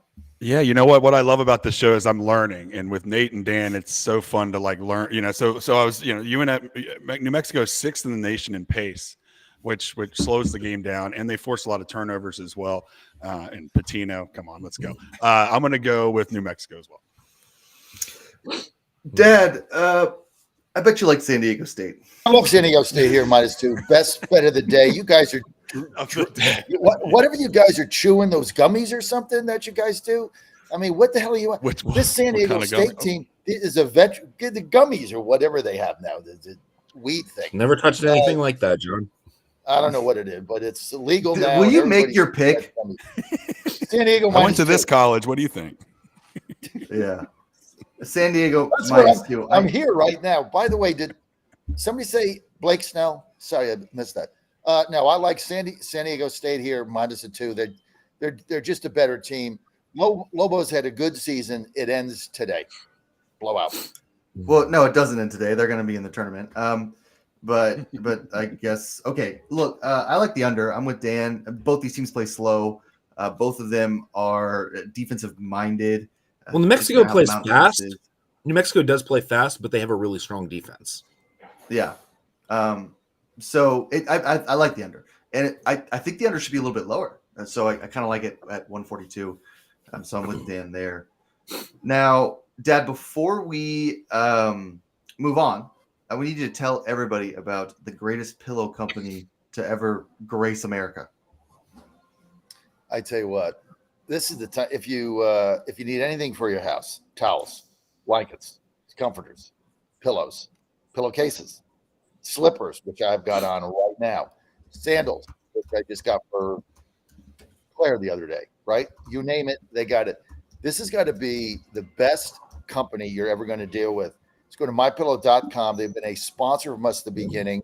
I tell you what, if you love our show, we're only here because of our sponsors. Otherwise, we can't pay anybody, right? I mean, this is the way it is. And when I launched this, I called Mike Lindell up and I told him about it. And he said, you know what? I think it's a really great idea. I love you. I love what we're doing. So go ahead. We're in. And they've been with us from the beginning. All you got to do is go to mypillow.com. You're going to get up to 71% off on all these great products they have. And whatever they have, you have to buy some of this stuff. Why not buy it from us and support Mike and our show? And it's promo code FUN, which is the best promo code ever. Just put in promo code FUN. You're going to get up to 71% off. And from their down comforters to their slippers to the towels. I mean, the towels are like we're in a hotel now. You're not going to believe this. I bring my slippers when I travel. I bring my pillow 2.0. I have to get a bigger suitcase, and I bring one towel because I cannot take the hotel towels. Where are we? Marriott Courtyard. Can't take it. So I just hang up the towel to dry it, put it in the bag when I leave, take it with me. It's just fabulous. So check this out. Just go to mypillow.com, promo code FUN. You're going to find something there that is right for you and your family. And you support Godzilla Wins. So thank you for considering mypillow.com, promo code Godzilla. Everybody believes that you travel with like 3 pairs of slippers and towels. One pair I don't of think slippers. anyone's like, I don't think anyone's pair of blown away slippers, by the one idea of pillow, that. and one towel. That's what I. That's all you need. You're a simple when I man. get out of the shower, when I get out of the shower at 4:30 in the morning, I don't want one of those cheap hotel towels. It doesn't, because when you get accustomed to the MyPillow towels, they're like nothing you've ever had. So it's like I'm not going to go now and deprive myself with some hotel towel. I mean, it is what it is. It's just so much better. You just hang it up to dry. Plus, it saves the environment. So if you're a greenie, it's even better because you got your own towels and you're saving the environment. I'm for that too. Save the environment. Save the squirrels. John Fredericks, the environmentalist. The squirrels are not. They don't need saving. There's a lot of things that do need saving. I don't think squirrels are on the list. But look, I like squirrels too. So yeah, sure, everybody does. Okay, so we're gonna go to the SEC now. We got 2 games. So the SEC and the Big Ten played their championship on Sunday. I want to start with Mississippi State Auburn because obviously big upset. Mississippi State upsetting Tennessee yesterday. I like Mississippi State, Dan. I think they can be disruptive in the tournament. They play really good defense. They got some scorers. I mean, Tennessee just looked slow. Like, okay, so Dalton Connect, I mean, he couldn't make a shot. So, like, if your best player can't shoot, I mean, I'm not going to sit here and tell you that, like, Mississippi State just totally, like, dominated Tennessee. Like, Dalton Connect just didn't look right. So that's one of the reasons they lost. But I like Mississippi State. I think they can be disruptive in the tournament next week. I also think that they can win the SEC tournament, mostly because they knocked off Tennessee. Kentucky lost to Texas A&M. Auburn and Florida are good, but I think Mississippi State can continue to stay hot. but I might be just drinking the Kool-Aid a little too much. So over under is 143 because Mississippi State plays good defense, and they're a 7.5 point dog to Auburn, Mississippi State Auburn. So Dan, give us your pick. Yeah, I think I'm going to take the under here. I think Mississippi State might be a little bit gassed and a little bit relaxed after getting the win they needed to get into the tournament because, let's be honest, beating Tennessee really almost certainly puts them in. So I think it's going to be tough for Mississippi State to get back to that level with a quick turnaround against an Auburn team that really didn't have to exert much energy against South Carolina. And I think Auburn's going to come out motivated. Mississippi State didn't really score well in either of the games against Auburn this year. So I think it's going to be a lower scoring game, and I'll take the under. And just one note, we'll get to Nate here in a minute, but one note about these conference tournaments, like don't jump if you're What watching was that stuff, for, John? Just under stuff. I don't get it. I just okay. Well, let me make my point. We'll go around the room here. Don't jump to conclusions in the conference tournament when these teams like Duke get knocked off or Tennessee. I mean, like these teams are they're going to be playing in the March Madness tournament next week. So like sometimes the motivation just isn't there. And the motivation is really there for these teams on the bubble like Mississippi State. Like Dan says, they needed that win. Now they're in the tournament. They might get knocked off as well. So don't look at like a loss like Duke or something. And however, I did hear a statistic that said if the teams that lose the first game they play in the conference tournament they never win the whole thing, like never. I mean, whatever Correct. the statistic was. So there is, maybe you want to play that trend, that's fine, but don't jump to conclusions either. Like these teams are they're not going to get knocked off all of them quickly. They are good basketball teams. Nate, Mississippi State or Auburn? I think you like Auburn, right? I think I'd lean Auburn. I mean, I think that Dan sort of has the right play with the under as well. I think that it's fair to wonder about Mississippi State's legs. 3 games in 3 days, and Auburn's defense presents a problem for basically anybody. So Mississippi State should struggle to get baskets there. So I think this is probably just a low scoring kind of uglier game. So I'd also lean towards the under. I don't really have any interest in trying to handicap how fatigued Mississippi State is. Mitch, you want to play side? Yeah, on this one, I would lean to Mississippi State's side here. I mean, in their first matchup where they played each other, Auburn got out to a quick lead, but then Mississippi State was in. But I tend to lean with the teams that are hot, and I get what we're saying about Tennessee, but you need to have pride. I mean, in the 90s and 2000s, the ACC and Big East tournaments, those teams, they try to win those tournaments, then roll into the conference, into the NCAA March Madness, and then they go on a run. So I think there is something to not winning, if Tennessee didn't play their best. So there's too many points here. Mississippi State is the hot team. I think they keep it going, and I'm going to take Mississippi State with the points. Dad, you want to take a side here as well? I can't believe I'm getting 7.5 with a team that just came out and hit Tennessee straight upside the head with a 2x4 and then basically, hung on in the second half. I mean, this team is tough. And they're going to have a letdown. This is the big thing now going around. Oh, they're going to have a letdown. They're tired. No, they went to bed. They got a good night's sleep. They come up today and they play Auburn or whenever the game is. So I'm going to take. Is that today or tomorrow? Today, right? All these games. I'm going to take. I'm going to definitely take the 7.5. Look, these teams split during this season, each winning their home games, and you can try to break it down and. This team did that, and Mississippi State had all these rebounds, and Auburn didn't shoot well, blah, blah, blah. This is going to be a very, very tough game against a very, very physical team. I'm going to take the 7.5. I'm with the Jack earlier. I think Mississippi State can win this thing. I think they can actually win these next 2 games, win the tournament. So I'm going to stick with the hot team, the Bulldogs. Okay, let's move on then to Texas A&M and Florida. I know Nate has a future on Florida for the SEC tournament. They've been playing pretty well. A&M upset Kentucky. Spread is a little bit closer here. Texas A&M is a 3-point dog over under 151. Nate, we'll start with you. I mean, you got that Gator future, so I know you're going to be taking the Gators here. Are the Gators a team that can go all the way and win the SEC tournament? I think they can win the SEC tournament. I mean, I think that, if you can knock off Alabama, and do it in pretty convincing fashion, I think that you can, make a pretty good argument that they can beat anyone in the conference moving forward. So yeah, I mean, I think Florida can definitely get there. A&M concerns me. It concerns me because A&M just kind of looks like a team that thinks that they can win the whole, that they can run the table for the rest of the tournament.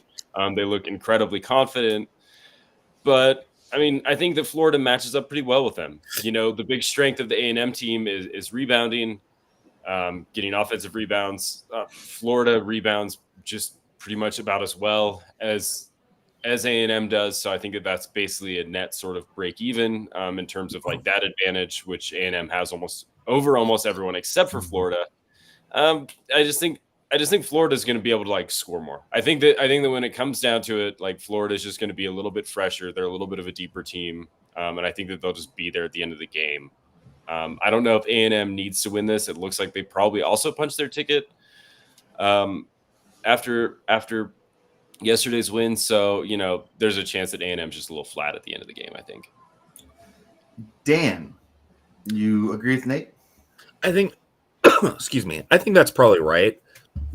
In A&M, their two biggest strengths, it's the same as last year, offensive rebounding and getting to the free throw line. When the Aggies do those things well, they're very difficult to beat.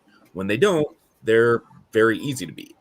And I think Florida is going to hold its own on the offensive rebounds. The free throw line, I do think A&M will get there, but I think Florida is going to do enough as far as stopping A&M's shooting, because A&M is not a team of good shooters. And Florida plays really good defense as far as denying the jump shot. I like the Gators here. Mitch. Yeah, I'm going to lean this out. I love games with two teams coming off of huge upsets. Going into this, they were both kind of bubbly a little bit, but I think both are firmly entrenched in there. I'm going to lean with the Gators. What is it? Is it minus 3.5? 3. Minus 3 now. Yeah, I'm going to go with the Gators minus 3. Okay, Dad. A lot of Gator love here. I love Florida minus 3. They're just a better team. Aggies giving up 70 a game. Florida prolific offense. They're going to score a lot in this game, and I just think they're a deeper team, deeper bench, and I love Florida here minus 3. This is my thing, right? You bet the better team. The majority of times they're going to cover and win. Florida here is a better team, and so I like Florida minus 3. I have not watched either team play other than the Aggies a little bit yesterday. I haven't watched either team play really almost all year. So I'm not going to take a pick here. I don't have – I mean, I could look at statistics, but I kind of – at this point, I want to have an eye test a little bit. So I'm going to stay away from this game, and you guys can have it. But I do like Mississippi State plus 7.5 just because I've been banging the drum for the Bulldogs the last 2 weeks now. Hey, guys, Dad, don't forget to go to your daily picks and put your picks in there. Sometimes I know it's hard. We got a lot going on, and we kind of forget. And I did a column the other day, and then I forgot to go to the daily picks. The phone rang, and I forgot about it. So now I'm doing it immediately. So put your daily picks up on the daily picks column. Do it after the show, and then you'll have it done. Thank you. Yeah, I was hot last Saturday. I went like 8-2 in my daily picks. Right. So shout out to me, I guess. You, Dad, you're leading, right? You got 54%. That's right, Dad. You're Billy, down 600. Walter's level. You better slow down. So. I'm down. I know. Maybe 600. You're down 623 units. That sounds about right. You're down a lot of units. Yeah, I went 6-3-1. I went 6-3-1, and I'm up a bunch of units because I actually put in like a gigantic, I was like looking at the over under, and I just like put in the total, like the point total for my units, and I was like, oh, whoops, and then it's like 146, and then I hit it, so I was like, oh, there we go, up 146 units, there we go, baby. I put two units on West Virginia money line, and they were up 15 points with 7 minutes left, and they blew the game against Cincinnati, and their season's over. It's a cruel. Hey, gambling's fun. Gambling's fun. Yeah, picking with your heart. Dad, before we move on, there's a couple ways that you can have fun in Virginia, but the best way is Rosie's Gaming Casino. How can people who are in Virginia get involved with Rosie's Gaming and Boarding? Well, I tell you what, Mom and I just went there the other day, and she won. They got the biggest jackpots and the biggest payouts at Rosie's. Plus, it's a fun environment. All you got to do is go to rosiegaming.com, rosiegaming.com. Big winners everywhere. If you like to play the slots, if you like to do what I do, play the horses, there's no better place than Rosie's.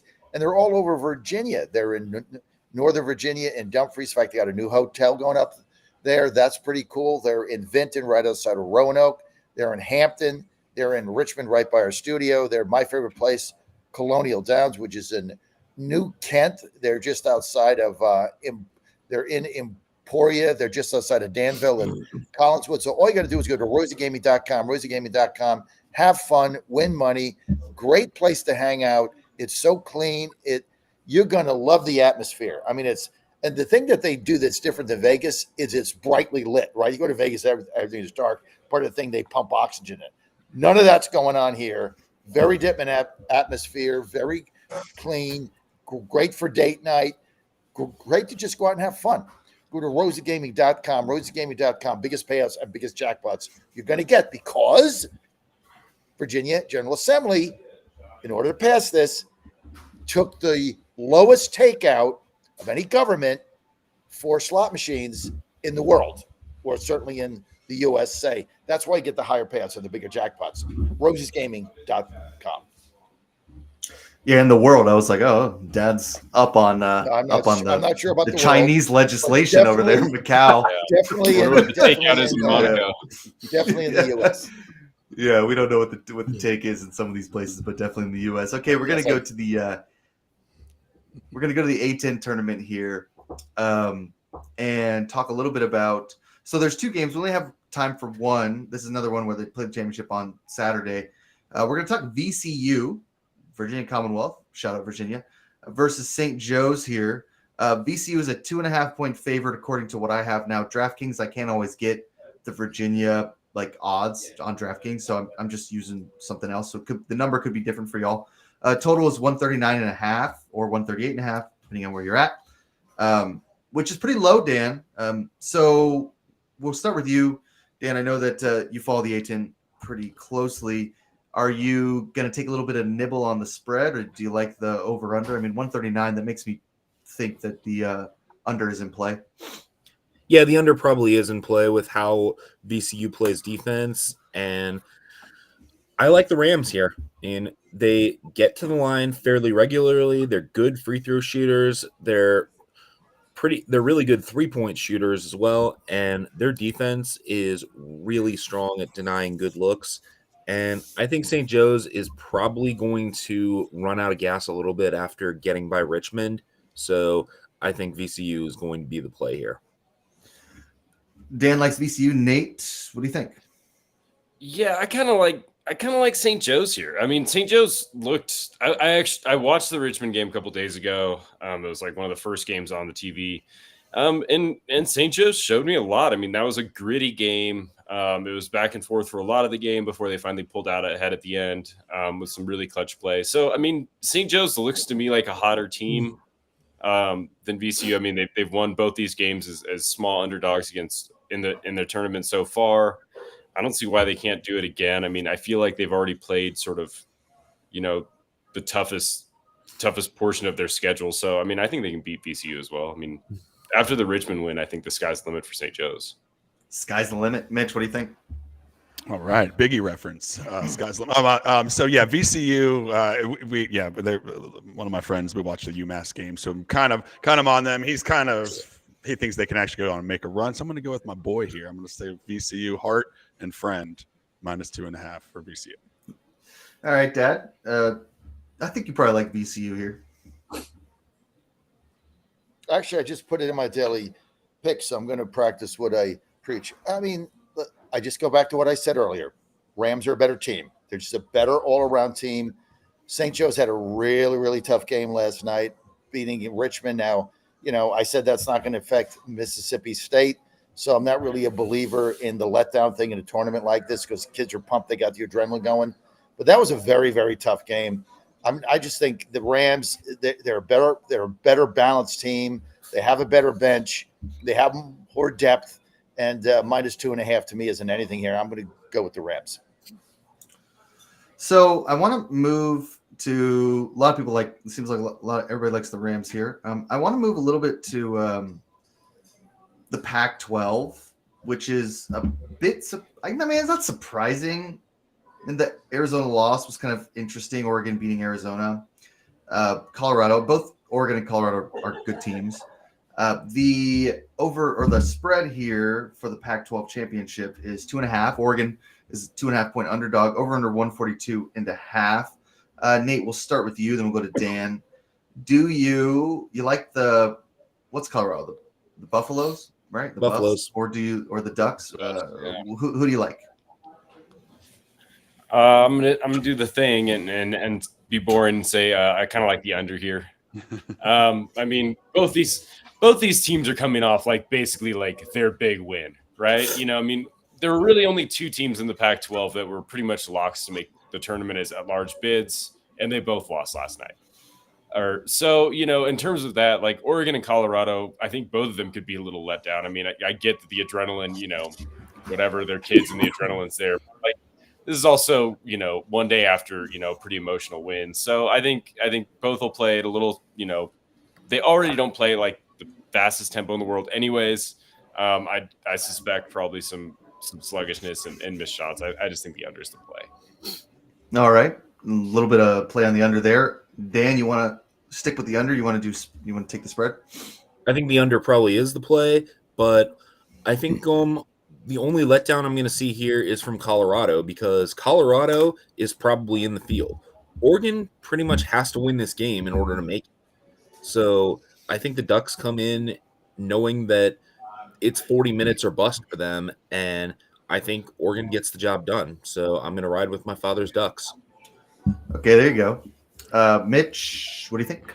Yeah, I think Colorado might be in the field, but they don't know it. So they're going to be playing to secure, just to be sure. So they're going to be playing just as hard in that. I went to the last, and when you're right, in the Pac-12 for this matchup, I just kind of went to the last 10. And, you know, Buffalo's 8-2 in their last 10. I'm just going to say they ride hard. They're the favorite here for a reason. I'm going to take Colorado and the points, or lay the points. Dad, you want to take I like Buffalo. I like points? the Buffaloes here, -2.5. Very simple reason. Ducks are banged up. They've had 3 ugly wins in a row. Ugly times ugly times ugly equals ugly. I don't like these kind of ugly wins coming down the stretch. They have 3 of them. This team right now is smoke and mirrors. Oregon is. My best bet of the day, my second best bet of the day is Buffalo -2.5. Ugly times ugly times ugly is just more ugly. I like the under. I think both teams are pretty gassed. Neither team plays super fast. Colorado plays pretty good defense from my memory, although you may have to check my memory on Kinpaw. But I think I like the under here. I kind of like the under in a lot of these games. I think part of the reason is because we're at a point where teams are gassed. Some of these teams need to save some energy for next week. These tournament championships, they don't always mean a lot to some of these teams. Sometimes they do, but everybody's looking to Thursday. So I kind of like the under here as well. I'm going to take the under in this game. Okay, let's move to the Big Ten. Now, I hate Big Ten basketball. I'm just going to be honest with you. I just hate it. I hate watching it. It's boring. It's just – I don't like any of these teams. I don't like watching Purdue. I don't like watching Wisconsin. I don't like watching Michigan State. I don't like watching any of these teams. And I've been watching Big Ten basketball like just for weeks, it feels like. I don't know what's wrong with me. So I need to stop. I hate this. But Purdue, number 1 seed. Everybody loves Purdue. Zach Edey, of course. And Wisconsin, who upset somebody, although I'm forgetting. Northwestern. Northwestern. Northwestern. Now this is the semis. They play as well. So we'll talk Nebraska, Illinois in a little bit. But I'm trying to find. Okay, here it is. So Purdue is a 6-point favorite, over under 143. I mean, Nate, Purdue have looked good. I think it would be safe to say that they probably cruise to the Big Ten championship, although Illinois is formidable. We'll talk about that game in a minute. What do you think, Nate? You want to lay the 6? It's a lot for Purdue. They don't always cover these big spreads. I think I'm just going to go to the total again, and I kind of like the over here. Both these are really good offenses. Purdue's second in Ken Palm's adjusted offense. Wisconsin's 14th. The sort of flaw for Wisconsin isn't their ability to score points. They can definitely do that inside and out, but they don't defend the three very well. Purdue will get looks. They'll shoot the three well. Zach Edey's going to get his points in the paint. Like they're going to score. So I just feel like this is probably a higher scoring game. It's 143.5. When they played less than a week ago, it was the total ended at they scored 148 points and it went over. So this total's ticked down a little bit because it's a tournament game, but I still think this game probably goes over. I mean, Dan, it's not like Wisconsin plays fast, but they're fairly efficient. I kind of get frustrated with their inability to make free throws. That's just eye test. Again, I'm not looking at Ken Palm when it comes to that. Watching them, I don't feel like they make enough free throws. But look, Purdue, super efficient, right? Zach Edey can score at will at times. Do you want to take a nibble on the spread, or do you like the point total as well, Dan? Boiler up. I think Purdue is the best team in the country, and Wisconsin has been a mess for most of the last month. You look at who Wisconsin has actually beaten their last few wins, and it's not an impressive list. Maryland twice, Rutgers, Northwestern, Ohio State, and that's all since January. So, yeah, I'm going to go with the Boilers here. You think Purdue's the best team in the country? Yes. Wow. Oh, hot take, man. I mean, I get it, but yeah. Wow. All right. Big Ten rules. I'm not like questioning you. I just love UConn. I'm kind of like obsessed with UConn. So I think you kind of questioned them. Connecticut is excellent, no question, but I think Purdue is the best team in the country. I think Klingon moves a little better than Edey, but I mean Edey when he gets hot. Anyway, we'll save that. We'll save that. So, okay, Mitch, go ahead.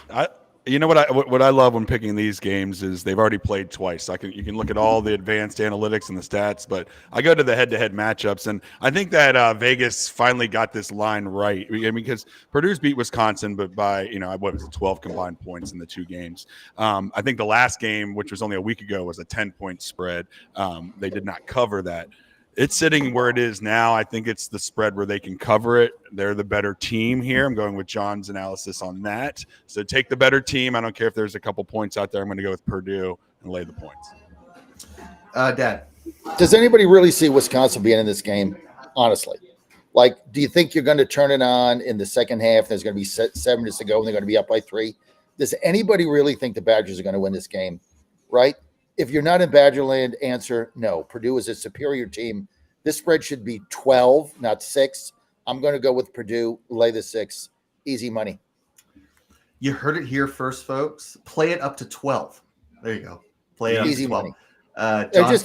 They're a far superior team. And I think Dan's analysis is spot on. A lot of these games that Wisconsin won, they're like garbage games. They beat nobody. Then they play somebody good and get beat. I don't see this team.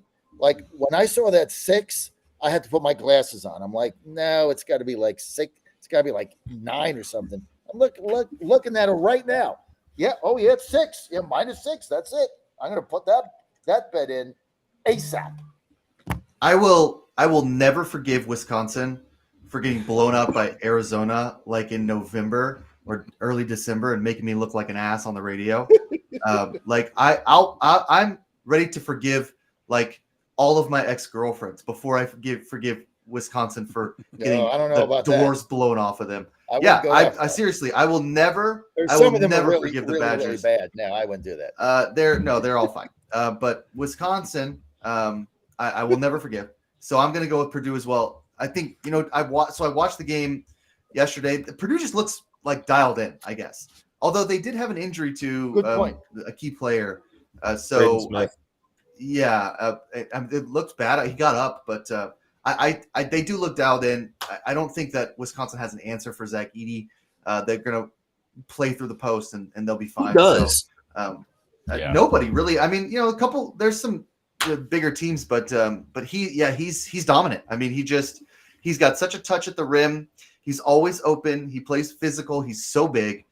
He moves well. I mean, if it were me, I kind of hope we get to see Purdue, UConn in the championship, just because we can see those two big men kind of go at it all day. So maybe a heyday, but for big men. But we'll save that for next week here. Now, before we get to the second Big Ten game, I got to talk a little bit about our new sponsor, Royal Canal Fitness. I'm still getting used to their products, so I'll have a little bit more of a natural live read for you in a couple of weeks. But for now, what I have to say is this: to get ripped and stay ripped at any age, you need to prevent buildup of body fat. A lot of folks work out hard in the gym, including me, and outdoors, like Nate over there, rock climbing man, and still have some jiggle they can't shake like that.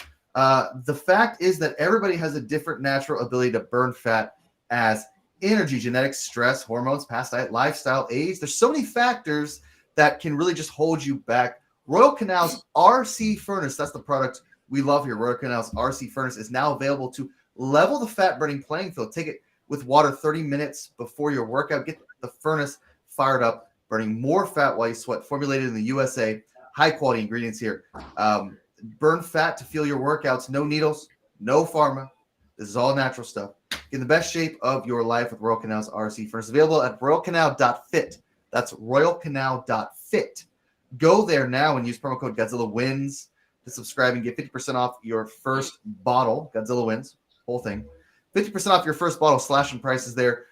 And then after that, you get 3 for the price of 2. Free shipping on all orders. royalcanal.fit. Promo code Godzilla Wins. Okay, we're going to go to the second Big Ten game, which I just had up and then I lost. In Nebraska, playing Illinois here.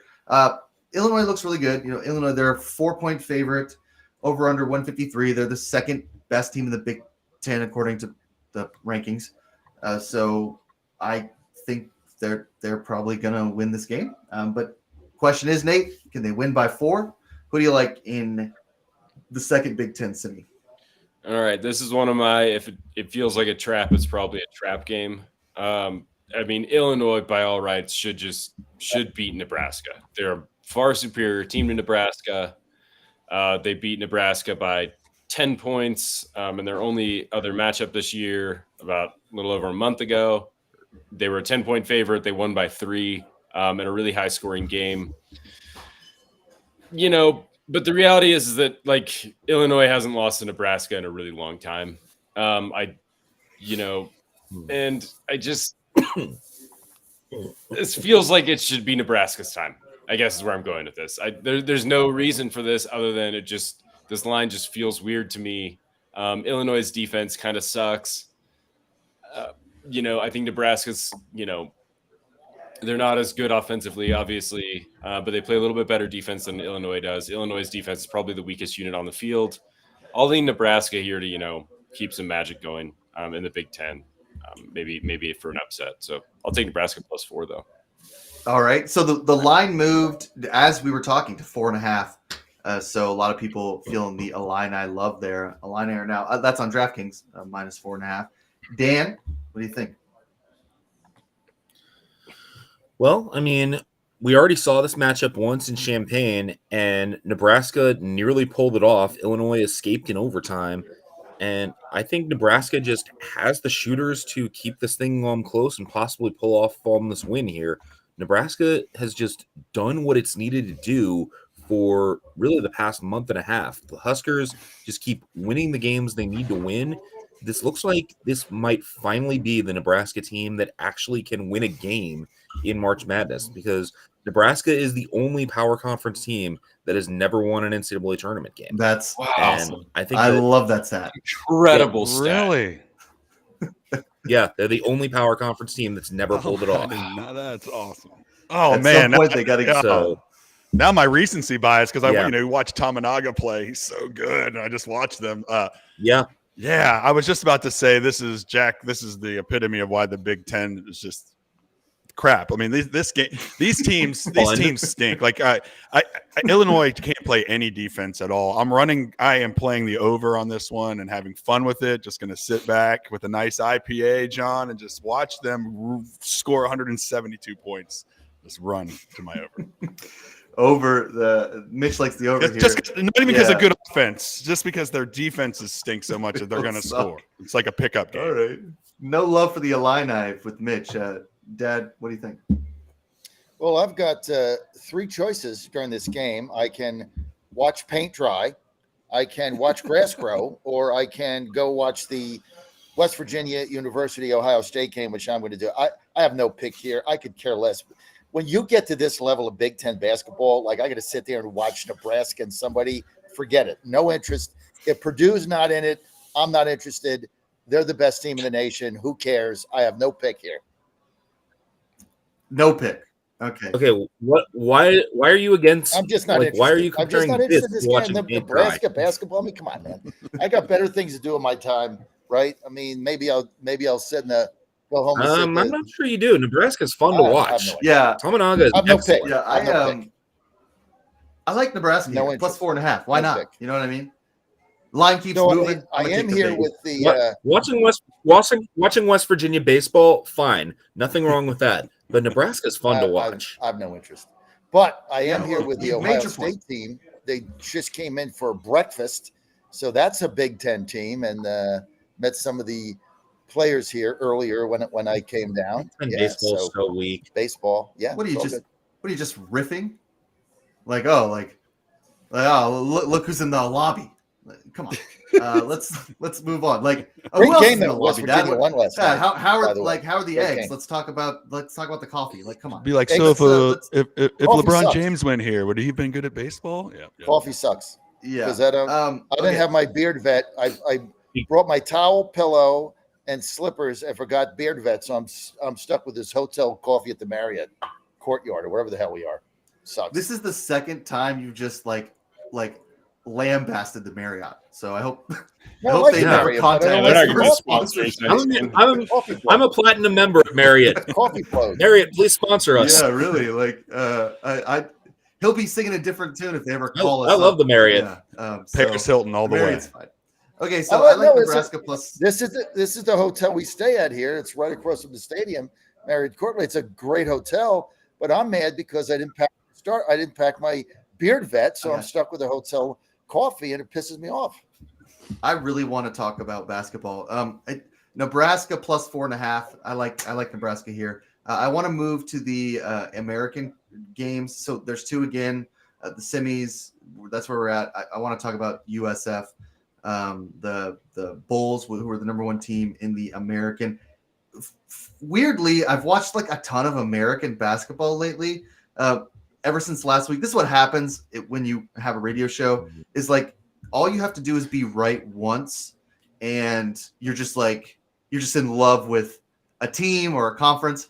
And all I had to do was pick Tulsa last week, plus whatever. I think they were playing USF, I believe. And they won. And I mean, all week long, I've just been like, I'm like dialed into the American. That's like my conference. But I can't get the spread up. I don't know why.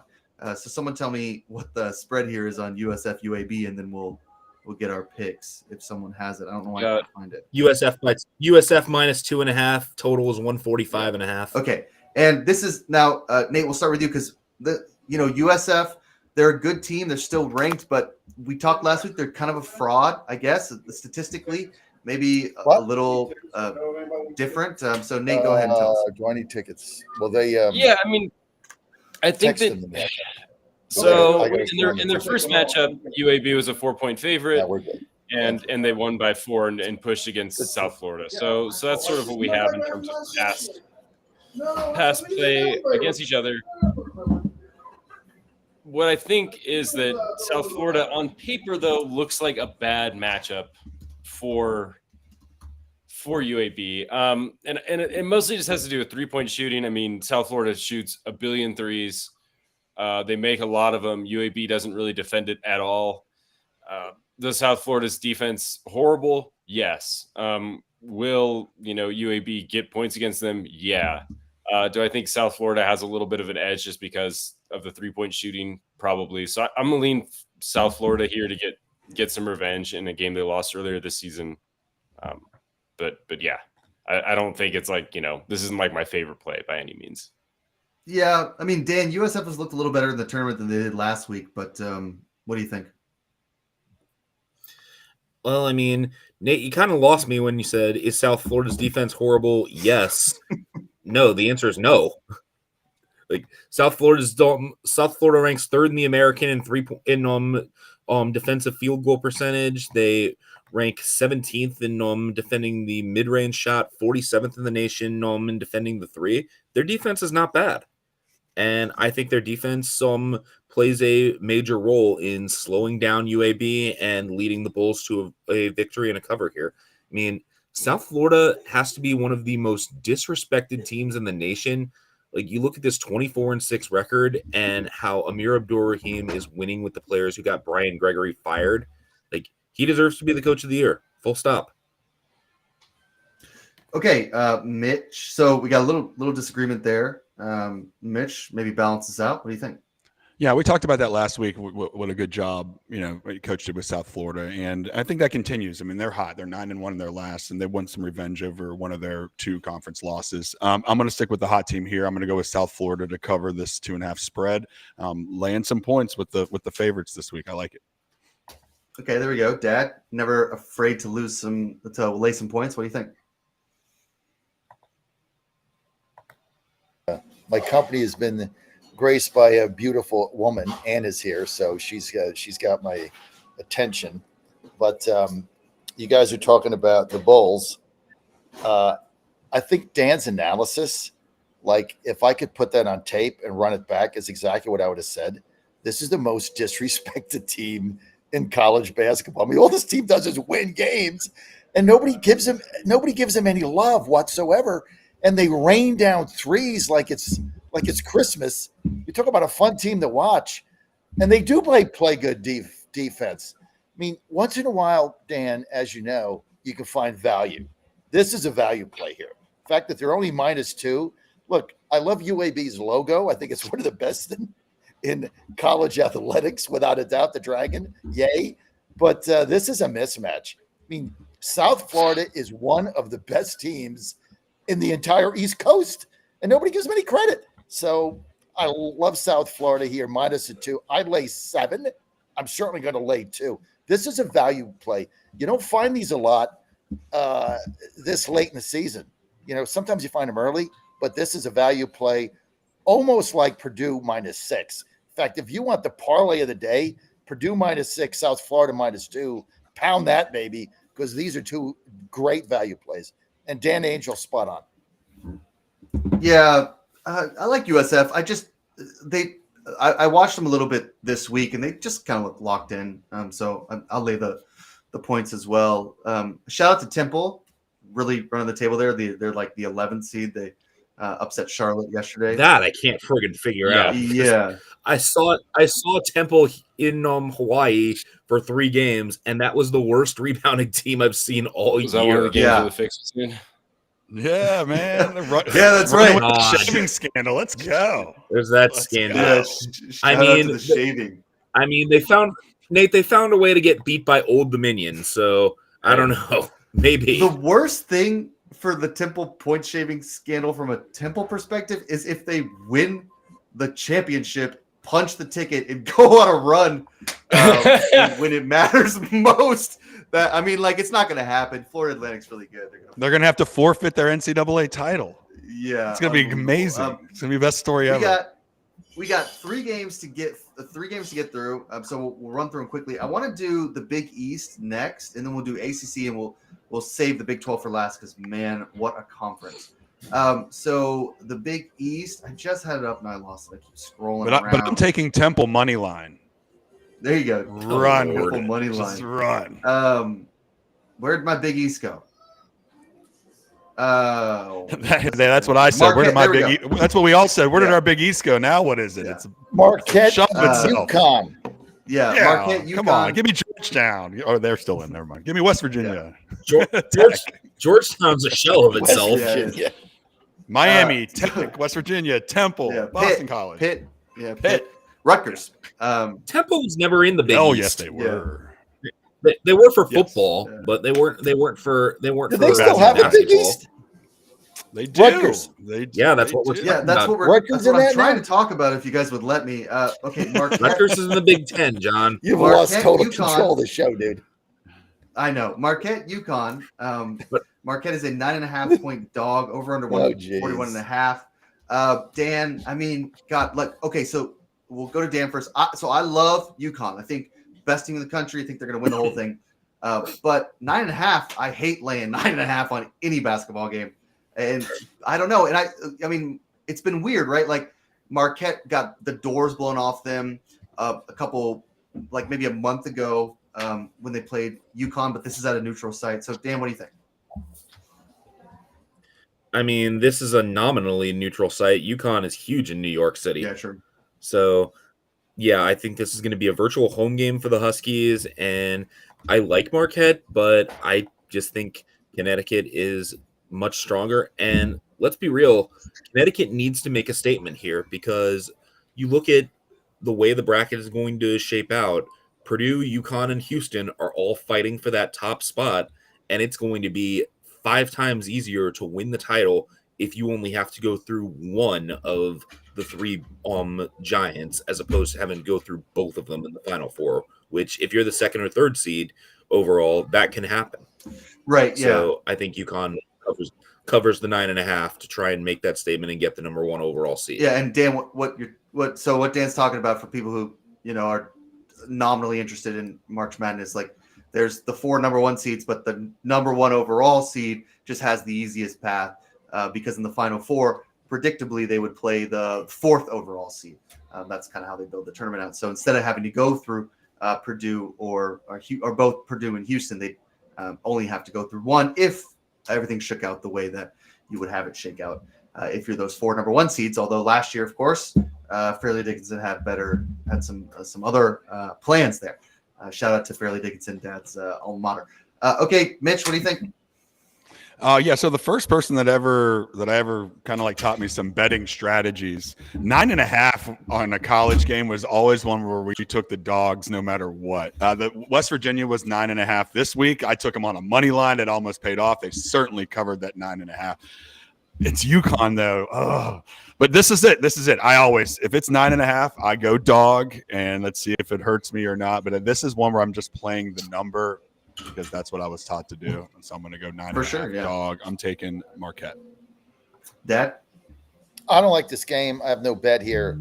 I'm with Mitch. I'm just not going to lay 9.5 on a college basketball game because, the last couple minutes, who the hell knows? It might be garbage time. Somebody hits, a couple jack threes. I mean, it's just, and the thing is, if you're up by 10 or 12, you're not fouling. See, that's the other problem here. So it's not like,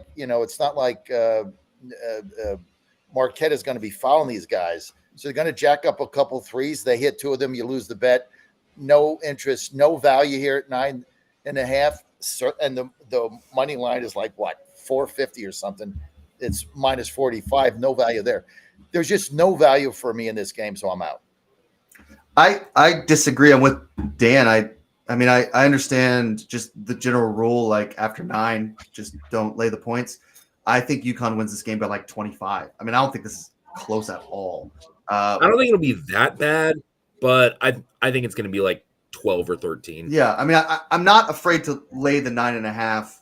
Just Marquette, I mean, they played UConn close, I think, once, but they got beat up when I watched them play. And it was a weird game. I mean, they just weren't hitting anything, but UConn is just too good. And they are trying to make a statement here. I think they win this game big. I'm not afraid of the 9.5.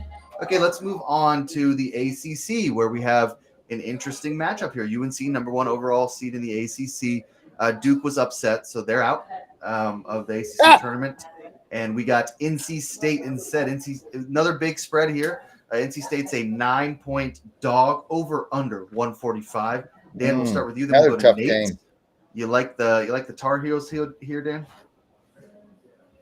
I actually have to go with the Wolfpack because I mean NC State has played very good basketball in this tournament, and they know they're playing for their lives. Like, there's not even a discussion of an at-large possibility here for NC State. If they don't win this tournament, they might not even make the NIT. So they're playing for everything in this game.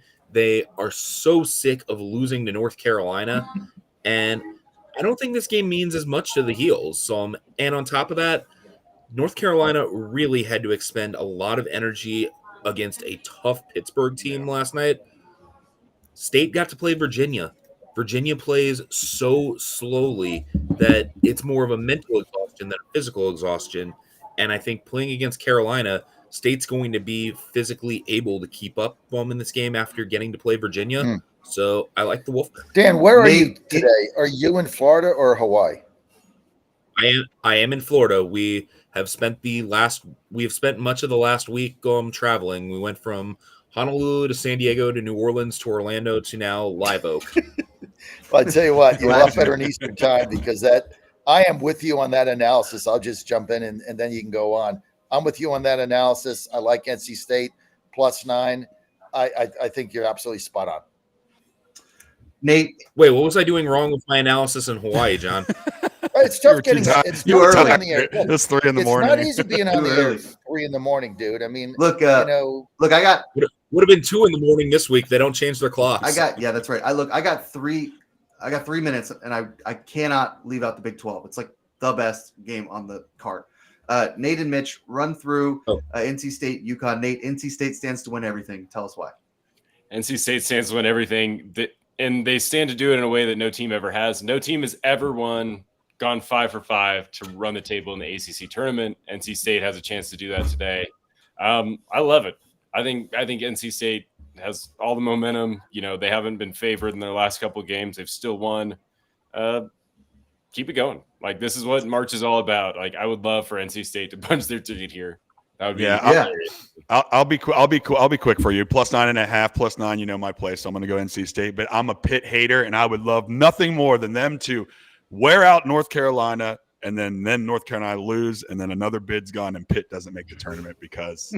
Ooh, right. That's all I'm rooting for. No Pitt. Yeah, no Pitt. Interesting. We got 2 minutes, so we're going to do this really quick. Iowa State, Houston, and I'm just going to say we have been talking about Iowa State all season, last month or two. Every chance we get, we've been telling, if you listen, Iowa State is the real deal. This team can not only win the Big 12 championship, Houston, of course, an amazing team, but they're going to be disruptive in the tournament. Like this, do not count out the Cyclones. Dan, we'll start with you here. Iowa State's +5 over under 121.5 because both teams play some incredible defense. Yes, they do, but there's no Hilton Magic in Kansas City. I got to go with the Cougars. Going with Houston there, -5. Nate? Yeah, I like the Cougars too. I mean, these are two teams that, profile pretty similarly to each other. Great defenses. I just think Houston does it a little bit better, so I lean Cougars too. All right, Mitch? Yeah, I'm Houston. Like I said the last couple weeks, they're on a mission. They want to go. Houston wins this one comfortably, and they may see each other again later on in the tournament. They've looked good so far in the tournament. Dad? Cougars in this game -5, but come the tournament, man, take a shot with Iowa State. They're going to be a big dog in this thing. This is a crazy disruptive team. You could see them going on a roll, like you can see NC State going on this roll in the tournament. So watch them in the dance. But today, Cougars -5's the play. I'm going under 121.5. No better adrenaline rush than pounding the under when it's 120 points. Like, yeah, and then watching the free throws start with 90 seconds left. No, yeah, get in the bonus with 13 minutes. Yeah. Oh, right. Like, much fun. It's amazing too because if like Houston goes on like a 13-0 run just immediately, then you're just sweating from there until it either busts or you get real close. 121.5, baby, under. Both teams play defense. A lot of fun. Thanks for listening to. Both teams can't shoot free throws either. Yeah, that's true. So that helps. Yeah. Thanks for listening to the Godzilla Wins Saturday Picks show. Just to remind you, special episode Wednesday right before March Madness this week. So we'll have more information on that. Tune in this Wednesday, then Saturday. Happy Selection Sunday. Happy March Madness. This is where it gets real, folks. We will see you next week. Up next, the War Room. Go to GodzillaWins.com. Daily picks, guys. Put in your daily picks. All mine are in. Did it while we were on the air. Godzilla Wins, daily picks, all there. Don't forget, Godzilla Wins.